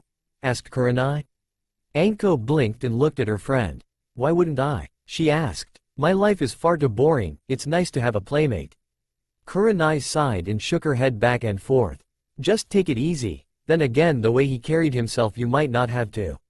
Said Kurenai. Naruto walked up to the ramen stand and gave out a lazy yawn. He was about to push the small curtains that allowed costumers to eat in privacy out of the way when a bald man came soaring out. Naruto barely dodged in time as the man slammed in the ground. Say that again about my ramen, you bastard, say it again. Shouted out Zabuza. The sound of metal hitting his skull was heard soon after. Zabuza, you have to stop doing that, said Ayame in an angry tone. Sorry Ayame-san, said Zabuza looking down with multiple bumps on his head. Ever since the ramen stand had received its new workers, it became far more chaotic every day. Today, however, it was even more so. Perhaps it had something to do with the new team that now sat by Team 7. Shut it, Ino pig, shouted Sakura. Make me forehead, shouted out Ino. Both Sakura and Ino brought their foreheads together and were having a glaring contest. Would you two keep it down and just enjoy your ramen? Said Asuma from his seat next to Kakashi. Honestly, Ino can be so loud at times. So, is it true that Naruto-sama works here? Said Asuma, bringing his voice down to where no one could hear him. Hi, said Kakashi. He's very different now, but he is still just as skilled. Try not to bring up the past and just enjoy the time as his friend. Asuma only nodded. He had a faraway look in his eye. It's been almost 5 years now, since our last mission with him. Said Asuma. Kakashi nodded as well. Choji slurped up some of the noodles and sighed. His lazy friend Shikimaru looked at him with a raised eyebrow. Is something wrong, Choji? Asked Shikimaru. No, it's nothing. Just I expected more from the reputation the Ichiraku ramen stand holds. Said the Akamigi. Don't get me wrong, that Haku fella makes a pretty good ramen, I was just expecting more. In an instant Ayame was in front of the boy bowing. Please hold your judgments until later. Haku-chan is new and inexperienced. The one who gave us our reputation should be here shortly, Akamigi-sama. Said Ayame, trying to keep the boy as satisfied as possible. All the Akamigi were well respected in the culinary world. Their opinion on a restaurant's food, service and atmosphere could make or break any food-eating establishment. Choji nodded and waited. He didn't have to wait long as a blonde-haired boy entered the stand. There you are, Naruto-kun. I need one of everything for our friend here. Said Ayame, relieved that the boy had shown up for work today. Morning, Naruto, said Sakura upon noticing him. Sasuke gave a nod in his direction and Kakashi waved. The members of Team 10 looked at the boy around their age curiously. Naruto let out a yawn and gave a tired wave to them all. He walked behind the counter without a word. Zabuza, who was in front of the stove, burnt his hand, and just before he could slice the thing in half with his sword, Naruto walked in front of the stove. Zabuza froze in mid-swing, barely stopping in time to miss the back of the boy's head. He was sweating furiously at almost killing his superior. Naruto started boiling some water and washed his hands. As he was doing so, Tsunami, Inari, and Haku stopped what they were doing and watched him intently. It was always a treat to see him work in his professional manner. Naruto grabbed a knife and with speed and precision he began cutting up the ingredients for the ramen. His cuts were in fluid motions at blinding speeds that came from years of practice. As he speedily finished with the vegetables, herbs, and meats, he began working the dough. Choji sat at the counter licking his lips. He could tell by the way the young chef was preparing the meal that it was going to be good. Shikimaru looked at the chef with an even more curious gaze as he watched the speed at which the chef performed. Fast, was his first thought. Naruto placed the ramen bowls on a large tray and placed it in front of Choji. He then proceeded to place a bowl in front of Shikimaru, Ino, Sakura, Sasuke, Kakashi and Asuma. He then placed another bowl in front of an empty seat, Hanabi's seat. Hanabi sat back away from the group in one of the booths, not paying real attention to the scene. Team 7 didn't know why he always placed a bowl in front of Hanabi's seat. She never ate it, and she rarely sat at the counter, but yet every day a bowl would find its way there when she was present in the stand. I'm sorry, but I don't eat ramen, I'm trying not to gain any weight. said Ino with a small blush, that the handsome chef had thought to serve her. Then there is nothing to worry about, said Naruto, Team 10 now hearing his voice for the first time. The old man who owns this place made a special ramen recipe that is completely fat-free. It's his special diet ramen, you won't gain in once and it still has that great taste. Ino nodded a little hesitantly until she was nudged in the side by Sakura telling her to eat it, and like everyone else who ever seemed to have the pleasure of having one of those noodles grace their lips, she couldn't stop. Naruto gave a lazy smile as everyone enjoyed his or her ramen. He seemed to at that moment finally notice Asuma. "Oi Asuma-san, it's been a while," said Naruto with a cheerful smile. "It's great to see you Naruto-san, Naruto-san," said Asuma catching himself. He didn't know why but he had a feeling he would be causing problems that weren't needed if he referred to Naruto in the honorary suffix. "So how's everything going?" asked Naruto. "Well, as you can see I have taken on a team," said Asuma. "I'm Ino, Choji, Shikimaru," greeted all the members of Team 10. "How nice to meet you all," said Naruto with a goofy smile before he yawned. He walked over to a stack of flour bags and propped himself on top of it. He lied down and pulled his straw hat over his eyes. In an instant snores could be heard coming from him. "Man's got the right idea," said Shikimaru lying his head down on the counter. Ayame came by and picked up all their empty bowls. She left Hanabi's because Naruto always seemed to eat it later, even when it was cold. Just as the dishes were deposited in the sink for Tsunami and Inari to clean, a loud voice was heard. "Naru-chan." Naruto perked his head up and woke up. At that moment Anko walked in with Kurenai not too far behind. "Anko-chan," shouted out Naruto with excitement. "I didn't expect you to take me up on my offer so soon." Anko hopped over the counter and in an instant she was straddling Naruto. "And miss my time with Naru-chan, not a chance," said Anko, bringing her hand down over his pants to where his crotch was. In response Naruto squeezed her ass through her miniskirt. Everyone's jaw dropped as they started making out right then and there. Even Hanabi did, for she had never seen two people lack such basic modesty. "Now it's time to get what I came for," said Anko. "It shall be done." People stared wide-eyed at what they could possibly be talking about. "Let the wine flow," said Naruto, slamming a large bottle of sake on top of the counter. He then began depositing the liquid into two separate saucers, and he and Anko soon began drinking with large smiles on their faces. "Dear God, there's two of them," said Ayame. "That's what I said," said Kurenai. It didn't take long before Naruto and Anko had too much. Their faces were completely flushed as they greeted costumers. Naruto would greet and seduce various women, while Anko handled the men that walked in. They were scaring everyone away and having a good laugh about it. Eventually Ayame took action. "Alright, listen up you two," shouted Ayame. Naruto and Anko stood at attention in an instant, both giving salutes. It was a rather comedic scene. Ayame lost her train of thought for a moment as she tried to suppress the urge to giggle. "You two are disrupting the costumers and scaring them away. I'm going to have to ask you to leave for now." "But Ayame Nei-chan, I work hurry," said Naruto smiling. "Yeah, and hold on, I can't think off a good reason," said Anko, sitting down cross-legged and getting in the thinking position. "Don't worry Anko-chan, we'll think of something," said Naruto, stumbling as he sat beside her. They were there for about 30 minutes before Ayame finally convinced them to leave. "Is it always like this?" asked Ino. "Pretty much," said Sakura in response. Ino smiled and soon began to giggle. "How fun, I like it here." She turned to her smoking sensei. "Listen up Teach, we are meeting here from now on and that's that. I get to see Sasuke-kun eat good food and have a good laugh." "I agree, this food was spectacular," said Choji. "Troublesome? I don't care," said Shikimaru, leaning his head on his hand. Alright, I was thinking of doing that anyway," said Asuma. "Maybe Kurenai-chan should join us as well." Kurenai looked at him and his suggestive eyes. Her eyebrow began twitching. "Perhaps, maybe Hinata will come out more being around that Naruto guy," said Kurenai. "Then again she may turn into a pervert." "Nah. It's always been you I've loved," said Rin, removing her robes. "Please take me." Kai just stood there for a moment before an innocent smile played on his face. "If that is what you want." Kai tackled her to the bed and lied on top of her. His muscular chest pressed firmly onto her exposed breasts. He soon found her neck and began sucking on it. He backed off to look in her eyes. He saw the love and passion in them. He soon began going lower and lower until finally. "Hinata-sama, is everything alright?" shouted a branch member from outside her door. "I thought I heard a moaning." Hinata scrambled to hide the book, her face as red as a tomato. She grabbed a Kleenex and began wiping the blood away from her nose.